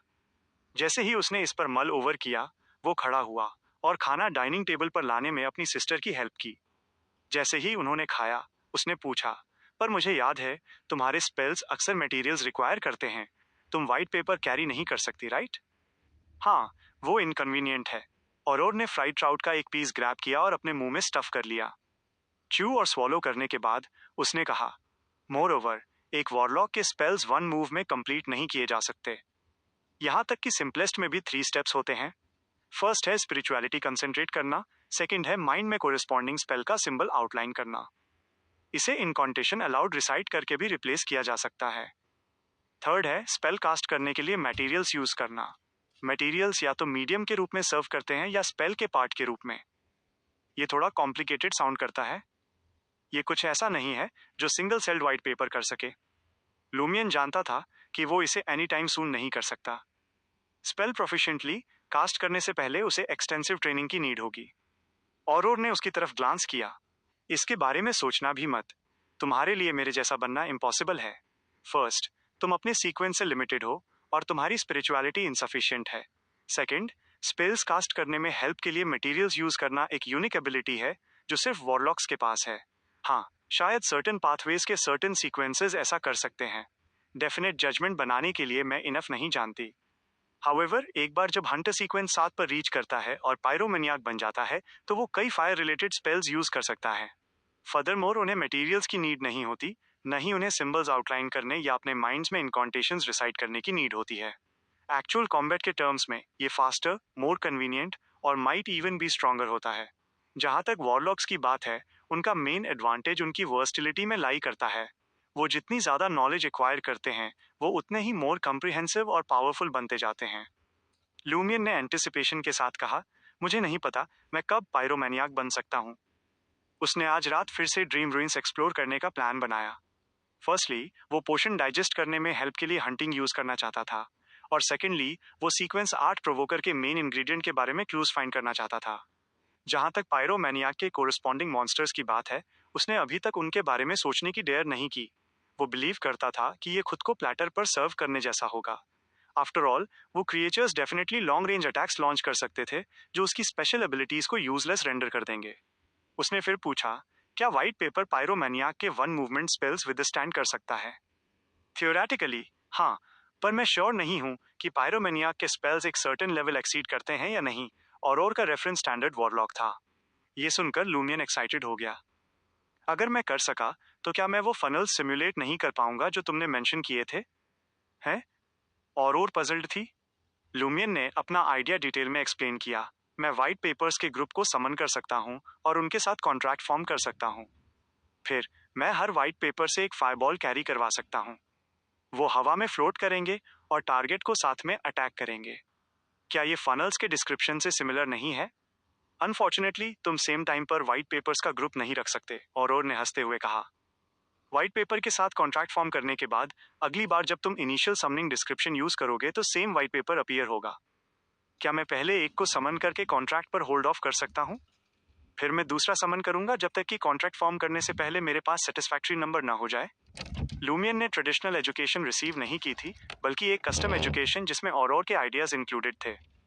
सालों के प्रैंक्स के रिफाइनमेंट के साथ कंबाइन करके उसके पास हमेशा क्रिएटिव आइडियाज होते थे। और ने एडमिट किया कि वो इतनी कनिंग नहीं थी। उसने कंसीडर किया और कहा, मैंने इसे पहले कभी ट्राई नहीं किया है, तो मुझे नहीं पता कि ये वर्क करेगा या नहीं। जब तुम सीक्वेंस 7 पर होगे तो तुम खुद इसे ट्राई कर सकते हो। हाउएवर, मुझे लगता है कि दूसरों को समन करते समय व्हाइट पेपर को अपने पास रखने से कॉन्फ्लिक्ट हो सकता है। इसके सक्सीड होने के चांसेस कम हैं। सिर्फ एक होप है कि मल्टीपल व्हाइट पेपर्स को डायरेक्टली समन किया जाए, पर इस बात का हाई चांस है कि सिर्फ समनिंग में स्किल्ड सीक्वेंसेस ही ऐसा कर सकते हैं। लूमियन ने टाइम आने पर इसे ट्राई करने का डिसाइड किया। आफ्टर ऑल, उसके पास लूज करने के लिए कुछ नहीं था। और ने कुछ मैश्ड पोटैटोज स्कूप किए। अब बात करते हैं कि स्पिरिट वर्ल्ड से क्रिएचर्स को समन कैसे करें। ये रिचुअलिस्टिक मैजिक का एक एप्लीकेशन है। रिचुअलिस्टिक मैजिक वो मैजिक है जो डेट और टाइम सेलेक्ट करके कोरिस्पॉन्डिंग मटेरियल्स प्रिपेयर करके और फॉर्मेट और प्रोसेस को स्ट्रिक्टली फॉलो करके कास्ट किया जाता है। ये अक्सर प्रेयर्स और समनिंग्स में यूज होता है। लूमियन ने नोट किया, ये रिचुअल के थ्रू एक सर्टेन सुपरनैचुरल इफेक्ट अचीव करने के लिए है। उसने एटर्नल ब्लेजिंग सन के चर्च के वेरियस रिचुअल्स के बारे में सोचा, साथ ही लेंट सेलिब्रेशन के प्रोसेस के बारे में भी। हाँ, और अपने भाई की कॉम्प्रिहेंशन एबिलिटी से बहुत सेटिस्फाइड थी। सिंपली पुट, रिचुअलिस्टिक मैजिक को प्रे करने के लिए एक टारगेट की नीड होती है। ये 7 ऑर्थोडॉक्स गॉड्स, दूसरे हिडन बीइंग्स या इवन इविल गॉड्स या डेविल्स हो सकते हैं। ये तुम भी हो सकते हो। जब तुम ऑर्थोडॉक्स गॉड्स को प्रे करते हो, तो तुम्हें वो डेट और टाइम चेक या चूज करना होता है जिस पर वो रूल करते हैं। For example, Tuesday eternal blazing sun को सिंपलाइज करता है और हर दिन एक कोरिस्पॉन्डिंग सन ओवर होता है। इन टाइम्स के दौरान अगर तुम एटर्नल ब्लेजिंग सन को टारगेट करने वाला रिचुअलिस्टिक मैजिक परफॉर्म करते हो तो सक्सेस की प्रोबेबिलिटी ग्रेटली इंक्रीज हो जाएगी। हाउएवर, ये ज्यादा यूजफुल नहीं है। जो ऑफिशियल बियॉन्डर्स नहीं हैं, उनके कोरिस्पॉन्डिंग ऑर्थोडॉक्स गॉड को सक्सेसफुली प्रे करने का चांस बहुत लो होता है। अगर तुम्हें रिस्पॉन्स रिसीव भी होता है तो खुश मत होना। इसका मतलब ये हो सकता है कि तुम उस एंटिटी द्वारा नोटिस कर लिए गए हो। ऑफ कोर्स, हमारे पास रिस्ट्रिक्शंस बाईपास करने के वेज भी हैं।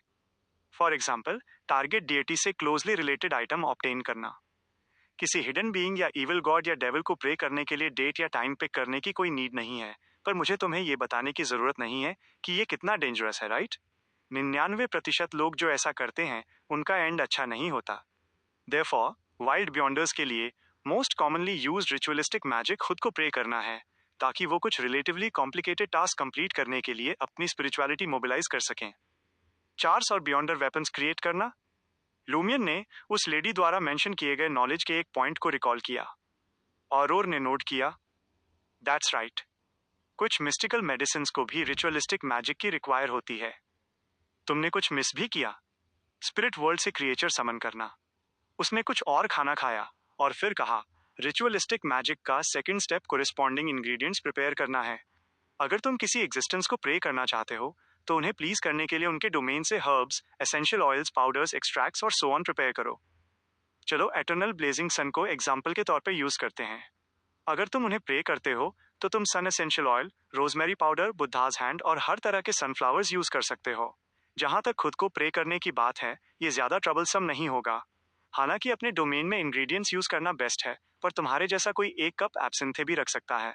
अगर तुम ऐसा नहीं भी करते तो भी ठीक है। थर्ड स्टेप है ऑल्टर सेटअप करना। ये एनवायरनमेंट से डिटरमिन किया जा सकता है। स्पेशल होली सोलेमनिटी की कोई नीड नहीं है। ये मेनली इसलिए है क्योंकि वहां कोई मिसलेनियस आइटम्स नहीं हो सकते। ऑल्टर के बारे में सबसे इंपॉर्टेंट चीज कैंडल्स हैं।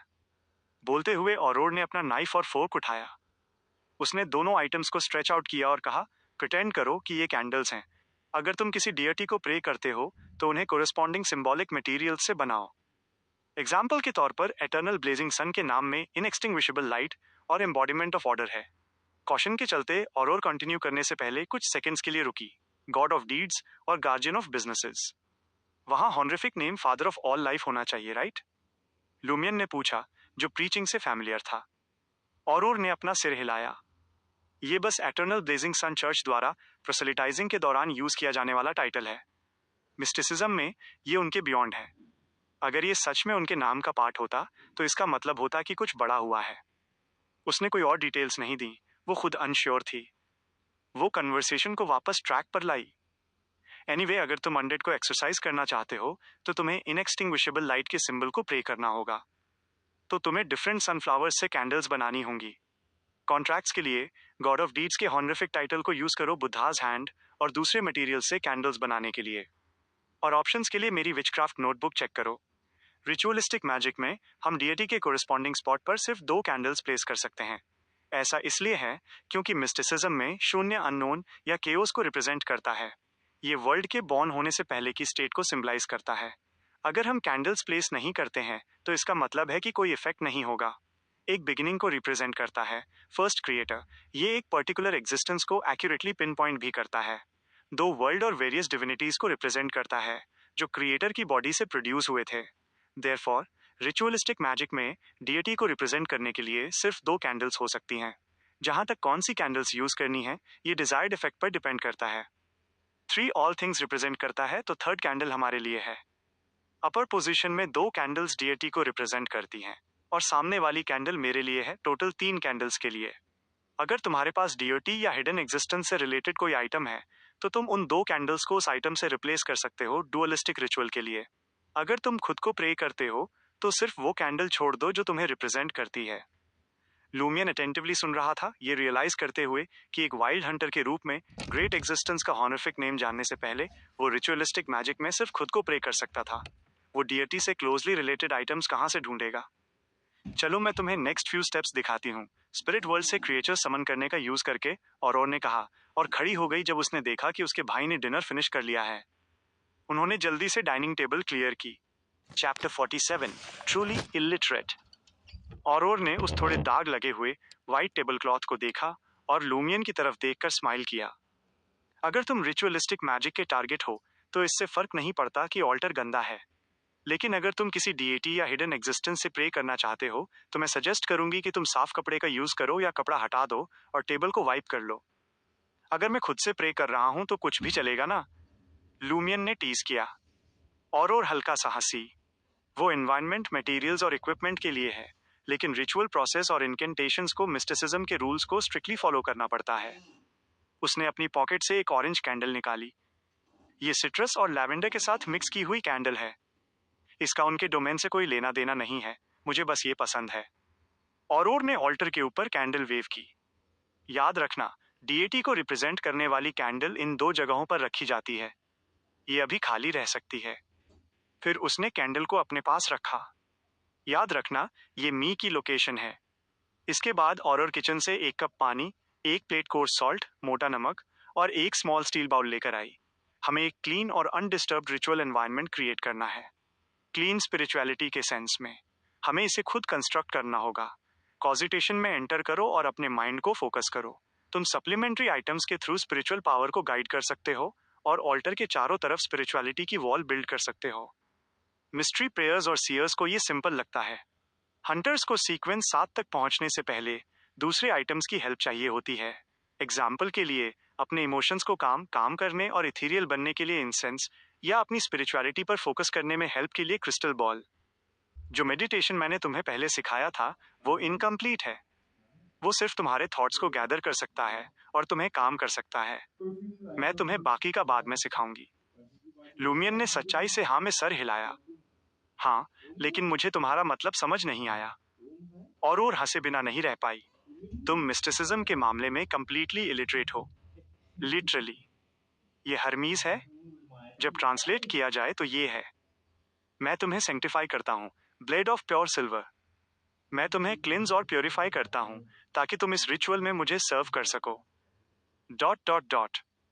वॉरलॉक और ली के नाम पर तुम सेंक्टिफाई हो चुके हो। लूमियन ने अपना सर खुजाया। ये तो ऑर्डिनरी लगता है। ये बस ट्रांसलेशन है। इनकेंटेशन का मीनिंग और यूज की गई लैंग्वेज इंपॉर्टेंट है। और ने एक्सप्लेन किया, उसकी आंखें चमक रही थीं। इंटिशन में ये ऑर्डिनरी साउंड कर सकता है, लेकिन अगर तुम हर्मीज, एंशिएंट हर्मीज, एल्विश, ड्रैगनीज या जोटुन यूज करते हो तो तुम सुपरनैचुरल पावर्स को टैप कर सकते हो। यही चीज उन्हें अलग बनाती है। लूमियन ने क्यूरियोसिटी से पूछा, क्या मिस्टीरियस से कम्युनिकेट करने के लिए बस यही लैंग्वेजेस हैं? नहीं, मिस्टिसिज्म की फील्ड में और भी कई लैंग्वेजेस हैं। हर किसी की अपनी स्पेशलिटीज हैं। एग्जाम्पल के लिए कुछ स्पेसिफिकली अनडेड के लिए हैं, लेकिन मोस्टली बियॉन्डर्स उन्हें तब तक यूज नहीं कर पाएंगे जब तक वो कोई यूनिक और रेयर डोमेन स्टडी ना करना चाहें या कोरिस्पॉन्डिंग रिचुअल परफॉर्म ना करना चाहें। और ने कैजुअली एक्सप्लेन किया। वो इनकेंटेशन को एक्सप्लेन करती रही। सेंक्टिफिकेशन रिचुअल के दौरान पेनल्टीमेट सेंटेंस किसी सर्टेन डीएटी या हिडन एग्जिस्टेंस के नाम पर होना चाहिए, लेकिन वाइल्ड बियॉन्डर्स के लिए अननेसेसरी ट्रबल अवॉइड करने के लिए उन्हें यूज ना करना ही बेस्ट है। एक बियॉन्डर के तौर पर किसी ऑर्डिनरी आइटम को सेंक्टिफाई करने के लिए तुम्हारा नाम यूज करना काफी है। हालांकि ये ओरिजिनल वर्जन जितना इफेक्टिव नहीं होगा, फिर भी इसे यूज किया जा सकता है। लूमियन ने हाँ में सर हिलाया, फिर पूछा, तुमने मेरा नाम सोचा? क्या मैं इसे रिचुअल में यूज कर सकता हूँ? और ने कॉन्फिडेंटली जवाब दिया, हाँ। एक कंप्लीटली नया नाम काम नहीं करेगा, लेकिन तुम्हारा नाम कई सालों से यूज हो रहा है तो मिस्टिक कनेक्शन है। वो कंटिन्यू करने से पहले एक मोमेंट के लिए रुकी। अगर तुम वाइल्ड में हो और तुम्हारे पास ज्यादा मटेरियल्स नहीं हैं, तो तुम सिंपल सॉल्ट या क्लियर वाटर के साथ रिचुअल कंप्लीट कर सकते हो। इसके साथ और ने अपनी पॉकेट से एक small silver black metal bottle बाहर निकाली। ये एसेंशियल ऑयल का मेरा अपना कॉन्कॉक्शन है, जिसे विजार्ड ऑफ ऑज कहते हैं। जो चीज इसे अलग बनाती है वो ये है कि इसकी स्मेल अच्छी है। और ने एक्सप्लेन किया जैसे ही उसने खुद को रिप्रेजेंट करने वाली कैंडल पर लाइट ग्रीन लिक्विड की 3 बूंदें टपकाईं। कैंडल की लाइट फ्लिकर और सिजल हुई और एक हल्की धुंध फैल गई, जिससे और ऑल्टर को मिस्टीक की हवा मिली। लूमियन सरप्राइज्ड था। मैं ड्रीम की स्पेशलनेस को एक्टिवेट क्यों कर सकता हूँ और इनकम्प्लीट मेडिटेशन मेथड होने के बावजूद 2 सिंबल्स अपीयर करवा सकता हूँ। और ने एक सिल्वर डैगर बाहर निकाला। ध्यान से देखो, मैं स्पिरिचुअलिटी की वॉल कैसे बिल्ड करती हूँ। लूमियन स्टन था और एकदम से बोल पड़ा, तुम्हारे पास इतनी सारी चीजें क्यों हैं? पहली बात, वहां वेरियस कास्टिंग मटेरियल्स थे। एक रिट्रैक्टेबल टेलीस्कोप, एक मिनिएचर इंक बॉटल जिसमें स्पिरिट वर्ल्ड क्रिएचर स्टोर था, व्हाइट पेपर और रिचुअल्स के लिए कैंडल्स। अब उसने एक डैगर बाहर निकाल लिया था। और ने एग्जैस्पिरेशन में सांस ली। क्या तुम्हें लगता है मैं चाहती हूँ? वॉरलॉक्स के लिए ये बस इनकन्वीनियंट है। मेरे कपड़ों को ऑल्टर करने में मुझे काफी टाइम लगता है। कभी कभी मुझे डोरेमोन जैसा फील होता है। मैं जो चाहूं बाहर निकाल सकती हूँ। क्या अमोन? लूमियन ने पूछा, रेफरेंस ना समझते हुए। और ने मिक्स्ड एक्सप्रेशन के साथ रिप्लाई करने से पहले एक मोमेंट के लिए हेजिटेट किया। तुम्हें जानने की जरूरत नहीं है। लूमियन को अचानक अपनी बहन के लिए सैडनेस फील हुई। और ने खुद को कंपोज किया और खुद को रिप्रेजेंट करने वाली ऑरेंज कैंडल की तरफ हाथ बढ़ाया। रिचुअलिस्टिक मैजिक में कैंडल्स को बस ऐसे ही जलाया नहीं जा सकता। ऑफ कोर्स, ऐसे टाइम्स होते हैं जब ऑर्डिनरी मेथड्स काम कर सकते हैं, लेकिन हमेशा ऐसा नहीं होता। और ने एक्सप्लेन किया, करेक्ट तरीका है अपनी स्पिरिचुअलिटी को एक्सटेंड करना, इसे विक के अगेंस्ट रब करना और इसे लाइट करना। जैसे ही वो बोली, उसने कैंडल को स्पिरिचुअलिटी की एक स्पार्क से जलाया और वो ऑरेंज फ्लेम के साथ जलने लगी। डाइनिंग टेबल एक ऑल्टर में ट्रांसफॉर्म हो गई और सराउंडिंग एरिया एक डीप अदरवर्ल्डली लाइट में नहा गया। और की लाइट ब्लू आंखें डार्क हो गई थीं और एक इनविजिबल हवा उसके चारों तरफ घूमने लगी जैसे ही उसने सिल्वर डैगर को कोर्स सॉल्ट में प्लंज किया और एक मिस्टीरियस इनकेंटेशन चैंट करना शुरू किया। X x x x x x उद्धरण चिन्ह डॉट डॉट डॉट उद्धरण चिन्ह। लूमियन बिबिल्डर्ड था जैसे ही उसने अपनी बहन को इनकेंटेशन कंप्लीट करते हुए और सिल्वर डैगर को बाहर निकालते हुए देखा। उसने इसे पानी के कप में स्टैब किया और इसे फिर से ऊपर उठाया। ऑरोर ने डैगर को बाहर की तरफ पॉइंट किया और ऑल्टर के चारों तरफ वॉक करना शुरू किया। हर स्टेप जो वो लेती, लूमियन को डैगर से निकलने वाली एक इनविजिबल फोर्स सेंस होती। ये एजाइल और लाइवली थी, हवा के साथ घुल मिलकर एक इम्पेनेट्रेबल बैरियर क्रिएट कर रही थी। जैसे ही ऑरोर ने सर्कल कंप्लीट किया, लूमियन को लगा जैसे उसे किसी डिफरेंट ड्रिल में ट्रांसपोर्ट कर दिया गया हो। क्या तुम्हें स्टेप समझ आए? ऑरोर की आवाज डिस्टेंट लग रही थी। अब इम्पोर्टेंट पार्ट के लिए, ऑरोर ने कहा, अपनी पॉकेट से एक स्मॉल इमिटेशन गुड स्किन निकालते हुए। अगर तुम एक रिचुअलिस्टिक मैजिक होल्ड कर रहे हो जो किसी डीएटी को प्रे करता है, तो तुम्हें पेपर पर उसका सिंबल ड्रॉ करना होगा जो तुम चाहते हो और रिचुअल के दौरान इसे बर्न करना होगा। फर्स्ट पार्ट किसी की पावर के लिए प्रेयर है। इस समवन को डीएटी के सिंबल एक ऑनरेफिक नाम या उनके द्वारा रूल किए जाने वाले डोमेन से रिप्लेस करने की जरूरत है। एग्जाम्पल के लिए, मैं सन की पावर या ऑर्डर की पावर के लिए प्रे करती हूँ। याद रखना, हमेशा 2 सेंटेंसेस होते हैं जो डीएटी को रिप्रेजेंट करने वाली 2 कैंडल्स को कोरिस्पॉन्ड करते हैं। सेकेंड पार्ट है, मैं गॉड की लविंग ग्रेस के लिए प्रे करता हूँ। याद रखना, उन्हें उनके नाम से मत बुलाना। रिचुअल में ऐसा करना सैक्रिलीजियस है। इटर्नल ब्लेजिंग सन को गॉड या फादर रेफर किया जा सकता है। थर्ड पार्ट वो है जिसके लिए तुम प्रे करना चाहते हो। तुम्हें ब्रीफ होना चाहिए और एक सेंटेंस में फिनिश करना चाहिए। फोर्थ पार्ट इनकेंटेशन को और पावर देना है। एग्जाम्पल के लिए, सनफ्लावर एक हर्ब जो सन को बिलोंग करता है। प्लीज मेरी इनकेंटेशन को अपनी पावर्स बेस्टो करो। तुम यूज किए गए मटेरियल्स के बेस पर 2 से 3 टाइप्स चूज कर सकते हो। इनकेंटेशन रिसाइट करने के बाद हर कैंडल पर एसेंशियल ऑयल की एक ड्रॉप टपकाओ और उस पेपर के पीस को जला दो जो सिंबल ड्रॉ करने के लिए यूज किया गया था। पेपर जलने के बाद डीएटी को थैंक करो और कैंडल्स को मी के ऑर्डर में बुझा दो, फॉलोड बाय गॉड राइट से लेफ्ट। स्पिरिचुअलिटी की वॉल को डिस्पेल करो। ओ, और याद रखना, कैंडल्स को लेफ्ट से राइट लाइट करना, गॉड से शुरू करके फॉलोड बाय मी। लूमियन ने पूछने से पहले एक्नॉलेजमेंट में 2 बार सर हिलाया। खुद से प्रे करने के बारे में क्या? ऑरोर ने एक्सप्लेन करने से पहले चकल किया।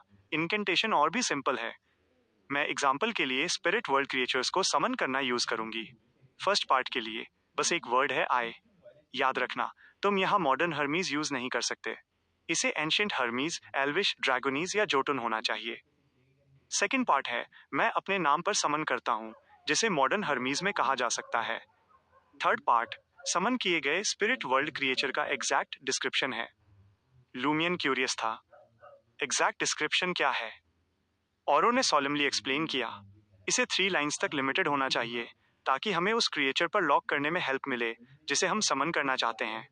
फॉर इंस्टेंस, अगर कोई कहे कि वो कॉडू विलेज के प्रैंकस्टर, और ली के इडियट ब्रदर और ओल्ड टावन के रेगुलर कस्टमर को ढूंढ रहे हैं, तो हमें एग्जैक्टली पता है कि वो किसकी तलाश कर रहे हैं, क्योंकि स्पेसिफिक कैरेक्टरिस्टिक्स दिए गए हैं। मैं समझ गया। लूमियन एनलाइटेंड था। तो अगर हमें टारगेट का नाम, अपीयरेंस या एड्रेस नहीं पता, तो हम उन्हें ढूंढने में हेल्प के लिए उनकी कैरेक्टरिस्टिक्स यूज कर सकते हैं। औरों ने सीरियसली कहा, यही प्रिंसिपल है, लेकिन प्रैक्टिस में पुट करने पर काफी प्रॉब्लम्स हैं। एग्जाम्पल के लिए, स्पिरिट वर्ल्ड से क्रिएचर समन करते वक्त फर्स्ट सेंटेंस ऑफन फिक्स्ड होता है। ये या तो स्पिरिट जो अनफाउंडेड के बारे में वॉन्डर करती है या स्पिरिट जो वर्ल्ड के ऊपर वॉन्डर कर रही है होता है। इसका फंक्शन स्पिरिट वर्ल्ड की तरफ पॉइंट करना और क्लियरली स्टेट करना है कि हम एक स्पिरिट समन करना चाहते हैं। सेकेंड सेंटेंस भी वेरी यूनिवर्सल है। हम स्पिरिट वर्ल्ड क्रिएचर्स को खुद को हार्म पहुंचाने के लिए समन नहीं करते, तो हमें इसे फ्रेंडली क्रिएचर्स तक रेस्ट्रिक्ट करना होगा। कभी कभी हम वर्ड वीक भी ऐड करते हैं। ऐसा इसलिए है क्योंकि कुछ spirit world creatures very friendly हो सकते हैं, लेकिन उनकी एग्जिस्टेंस ग्रेट डेंजर ला सकती है। इन सर्कमस्टांसेस को कंसिडर करते हुए डिस्क्रिप्शन फिक्स्ड है। फ्रेंडली क्रिएचर जिसे सबॉर्डिनेट किया जा सकता है, फ्रेंडली क्रिएचर जिसे कंसल्ट किया जा सकता है, वीक क्रिएचर जिसे सबॉर्डिनेट किया जा सकता है, और इसी तरह।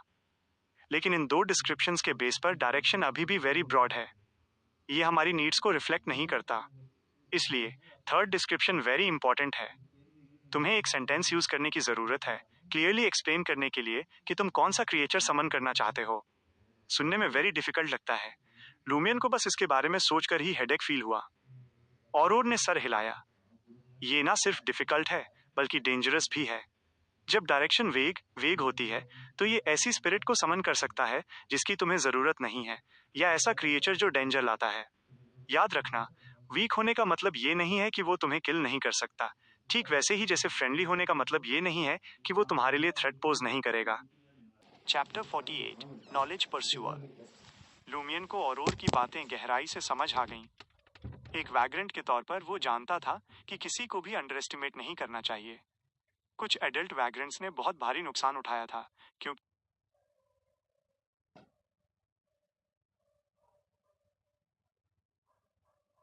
खाना दिया, लेकिन वैग्रेंट्स की भूखी बॉडीज पर विचार करना भूल गए, जिससे उनसे गलत फैसले हो गए। थोड़ी देर सीरियस होकर सोचने के बाद लूमियन ने कहा, ऐसा लगता है कि उस क्रिएचर का डिस्क्रिप्शन जिसे रिलेटिव प्रिसिजन के साथ समन किया जा सकता है, बहुत वैल्यूएबल है। ऑरोर ने सोलेमली सर हिलाया। बिल्कुल सही। एक नोटबुक जो कोरिस्पॉन्डिंग समनिंग इनकेंटेशंस रिकॉर्ड करती है वो बहुत प्रेशियस होती है। हर इनकेंटेशन और उस पर कमेंट्री को लाइफ, ब्लड या पेन से एक्सचेंज किया जाता है। एग्जाम्पल के लिए, जब मैंने व्हाइट पेपर को समन किया तो 3 लाइन्स ने इसे डिस्क्राइब किया। वो स्पिरिट जो अनफाउंडेड के बारे में वॉन्डर करती है, फ्रेंडली क्रिएचर जिसे सबॉर्डिनेट किया जा सकता है, वो कमजोर बॉल जो मेरे साथ टेलीपैथिकली कनेक्ट कर सकती है। तुम्हें इसे एक साथ जोड़ने से पहले अनगिनत अटैम्प्ट्स करने पड़ते हैं और अनगिनत फेलियर्स एक्सपीरियंस करने पड़ते हैं, और हर फेलियर का मतलब एक बहुत बड़ा रिस्क है। क्या ये ऐसा डिस्क्रिप्शन है जो कोई नॉर्मल इंसान सोच सकता है, खास तौर पर कमजोर और बॉल शब्द? लूमियन ने मन ही मन क्रिटिसाइज करते हुए पूछा, तो तुमने ये किसी और से खरीदा? नहीं। ऑरोर ने अपना सर हिलाया और एक कड़वे एक्सप्रेशन के साथ कहा, मिस्ट्री प्रेयर पाथवे दूसरे पाथवे से अलग है। टाइम टू टाइम इसका पीछा बहुत सारे नॉलेज द्वारा किया जाता है। इसे इग्नोर करना इम्पॉसिबल है और इसे रिजेक्ट करने का कोई तरीका नहीं है, भले ही कोई इसे हैंडल ना कर सके। और जब कोई एडवांस करने के लिए पोशन कंज्यूम करता है तो नॉलेज द्वारा पीछा किए जाने की सिचुएशन और भी ज्यादा सीरियस हो जाती है। हालांकि इसमें से ज्यादातर नॉलेज यूजलेस है, हमेशा कुछ ऐसा होगा जो वैल्यूएबल है। व्हाइट पेपर को समन करने का इनकेंटेशन उनमें से एक था। लूमियन समझ गया। हिडन सेज से इंडक्ट्रिनेशन? ऑरोर ने सरप्राइज होकर उसकी तरफ देखा। तुम्हें ये पता है? क्या उस लेडी ने तुम्हें सिखाया? हाँ, लूमियन ने सर हिलाया। ऑरोर ने अपने होंठ सिकोड़े और ख्यालों में खो गई। मेरे पर्सनल एक्सपीरियंस से नॉलेज परसूट सिर्फ हिडन सेज के इंडक्ट्रिनेशन तक लिमिटेड नहीं है। मेरे तथाकथित ईयर रिंगिंग में सचमुच उनकी आवाज सुनाई देती है, जहां मुझे नॉलेज मिलती है, लेकिन ये मुझे हमेशा पैन में डालता है। मेरा सर फटने के करीब होता है और मैं चाहती हूँ कि मैं कंट्रोल खो दूं। लेकिन कभी कभी, स्पेशली जब मैं बेस्ट स्टेट में नहीं होती और कंट्रोल खोने वाली होती हूँ, मुझे इल्यूजन होता है कि दुनिया का सारा नॉलेज जिंदा हो गया है। उनमें से एक छोटा नंबर मेरा पीछा करेगा और मेरी तरफ दौड़ेगा, लेकिन मैं उन्हें डॉज नहीं कर सकती। इसी तरह व्हाइट पेपर का समनिंग इनकैंटेशन मेरे ब्रेन में घुस गया। पोशन कंज्यूम करते वक्त 99% नॉलेज परसूट हिडन सेज से आता है, 1% रिवाइव्ड नॉलेज से रिलेटेड है। ये बहुत मैजिकल और टेरिफाइंग है। ये गांव में हर किसी को डरा सकता है। लूमियन ने इमोशन के साथ आह भरी। वो अपनी बहन के लिए सोच रहा था कि क्या नॉलेज परसूट की प्रॉब्लम को रिजॉल्व करने या इसके इम्पैक्ट को कम करने का कोई तरीका है। ऑरोर ने एक कड़वी स्माइल के साथ रिप्लाई किया, ये ठीक इसलिए है क्योंकि मैं अक्सर ऐसा टॉर्चर सफर करती हूँ कि मैं नहीं चाहती कि तुम बियॉन्डर्स के रास्ते पर चलो, लेकिन हमारी करंट सिचुएशन में एक ऑर्डिनरी पर्सन बनने से बेहतर है बियॉन्डर बनना। अपने भाई को ट्रांसेंडेंस के रास्ते का मैडनेस और डेंजर याद दिलाने के लिए उसने अपने सर की तरफ इशारा किया। लंबे समय तक नॉलेज द्वारा पीछा किए जाने और पेन एक्सपीरियंस करने के बाद मुझे लगता है कि मेरे माइंड और पर्सनालिटी में सर्टेन म्यूटेशन हुआ है। क्या मैं तुम्हें हमेशा नहीं बताती कि मुझे सोशल इंटरेक्शन का फोबिया है, लेकिन क्या मैं कभी कभी बहुत बातूनी नहीं हो जाती? मुझे बाहर जाना और गांव में बूढ़ी औरतों के साथ चैट करना और बच्चों को कहानियां सुनाना पसंद है। कभी कभी मैं पागल हो जाऊंगी और मैडम प्यूलिस की पोनी उधार लेकर पहाड़ों में फ्री राइड के लिए जाऊंगी और चिल्लाऊंगी। बातूनी होना प्रोलॉन्ग्ड आइसोलेशन से एक तरह का रिबाउंड है, और अपने असली घर वापस ना जा पाना भी एक तरह का ऑपरेशन है, और वो कभी कभार वाला पागलपन। इस पॉइंट पर ऑरोर चकल की और लूमियन को देखा।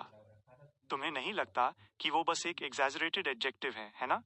लूमियन शांत हो गया। उसे लगा कि उसकी बहन की स्माइल सेल्फ डेप्रिकेटिंग खोई हुई और अनकहे दर्द और स्ट्रगल से भरी थी।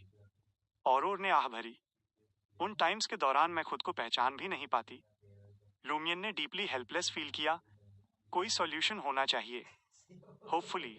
चलो कंटिन्यू करते हैं, ऑरोर ने कहा, ऑल्टर की तरफ इशारा करते हुए। समन किए गए स्पिरिट वर्ल्ड क्रिएचर के साथ कॉन्ट्रैक्ट साइन करने के बाद उसे फिर से समन करना आसान होगा। हम लास्ट डिस्क्रिप्शन को कॉन्ट्रैक्टेड क्रिएचर जो ऑरोर ली को बिलोंग करता है में चेंज कर सकते हैं। वो बहुत एक्यूरेट होगा, है ना? इसके अलावा इससे पहले कि कॉन्ट्रैक्ट टर्मिनेट हो, कोई और उसे समन नहीं कर सकता। लूमियन कंसर्न था। हर किसी के पास सिर्फ एक कॉन्ट्रैक्टेड क्रिएचर हो सकता है। जरूरी नहीं। मुझे पक्का नहीं पता कि अपर लिमिट कितनी हाई है, लेकिन ये डेफिनेटली एक से ज्यादा है, स्पेशली कुछ स्पेशल सीक्वेंसेस के साथ। समन करते वक्त डिफ्रेंशिएट करने के लिए पर्सन का फर्स्ट कॉन्ट्रैक्ट क्रिएचर या सेकंड कॉन्ट्रैक्ट क्रिएचर कहो। और ने सच बोला। इसके अलावा स्पिरिट वर्ल्ड से क्रिएचर्स को समन करना तुम्हारी स्पिरिचुअलिटी को कंज्यूम करेगा। तुम जितना ज्यादा समन करोगे, कंजम्पशन उतना ज्यादा होगा। एक हंटर की स्पिरिचुअलिटी के साथ मैं एस्टिमेट करती हूँ कि ये ज्यादा से ज्यादा एक कॉन्ट्रैक्ट क्रिएचर को विदस्टैंड कर सकती है। अपने भाई की पर्सनालिटी जानते हुए उसने उन सभी लूप होल्स को बंद कर दिया जो लूमियन ढूंढ सकता था। हर स्पिरिट वर्ल्ड क्रिएचर सिर्फ एक लिमिटेड पीरियड के लिए रियलिटी में रह सकता है जब तक उसे समन ना किया गया हो। वो जितने कमजोर होते हैं उतनी ज्यादा देर तक रह सकते हैं। तुम्हें पहले किसी को समन करने के बारे में सोचने की जरूरत नहीं है। तुम अपनी स्पिरिचुअलिटी रिकवर होने के बाद अगला समन कर सकते हो, जब तक कि तुम बहुत कमजोर वाला चूज ना करो, और तभी जब तुम्हारी स्पिरिचुअलिटी अभी से काफी ज्यादा स्ट्रांग हो जाए। उसने एग्जाम्पल के तौर पर व्हाइट पेपर को यूज किया।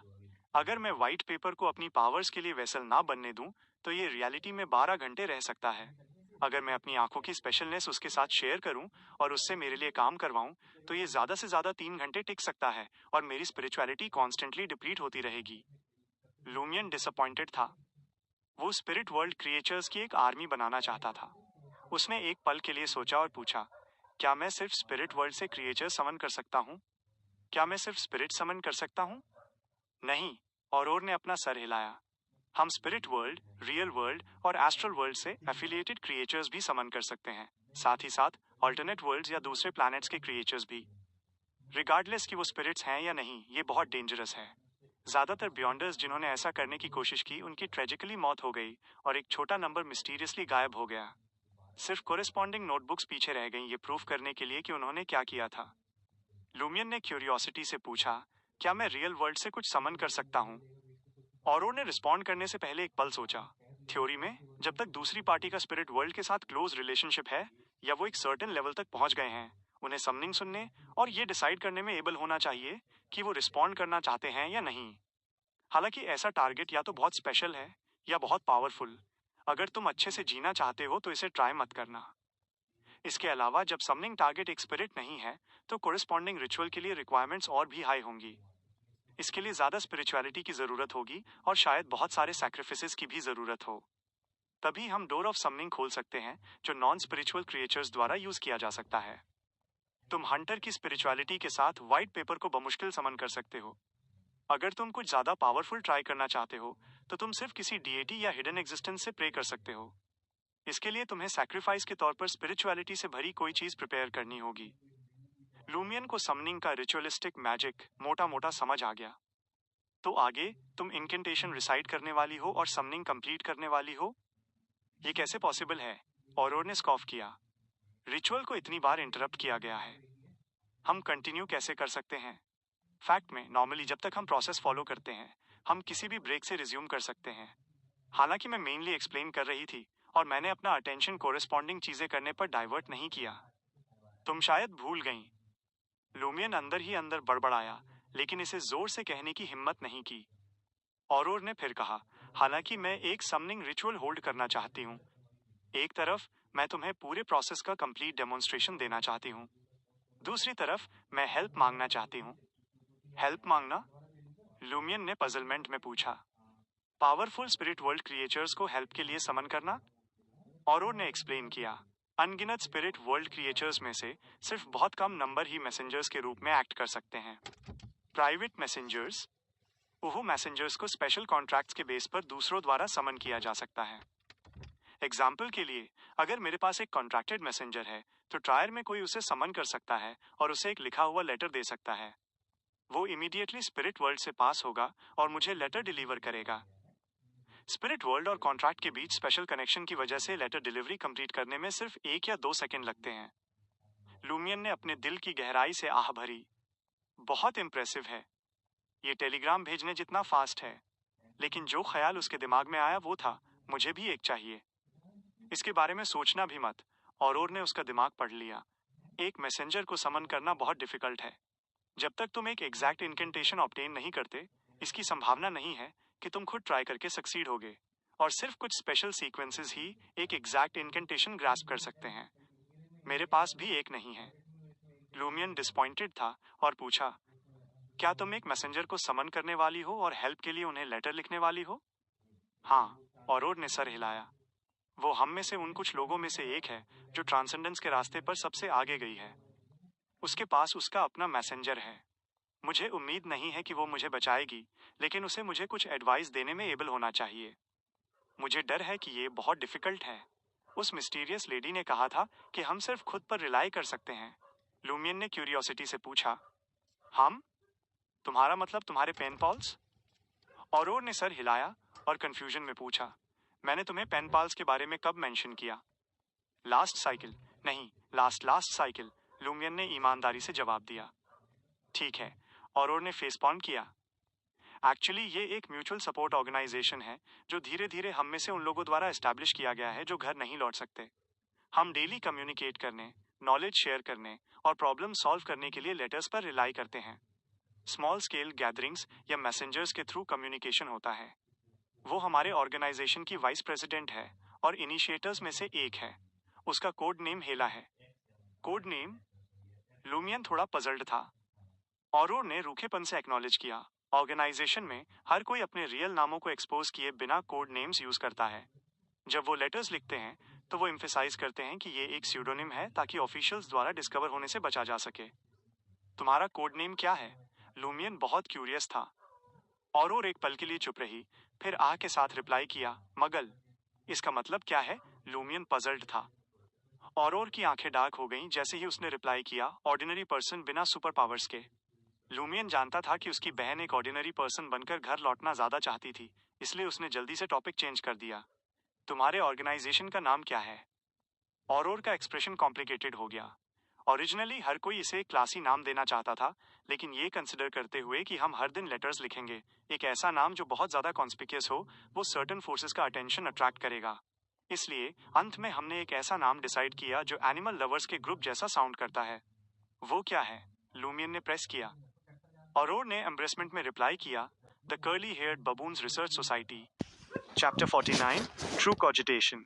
Lumion curly haired baboons research society के नाम पर अपनी हंसी नहीं रोक पाया, लेकिन उसने किसी तरह इसे कंट्रोल किया।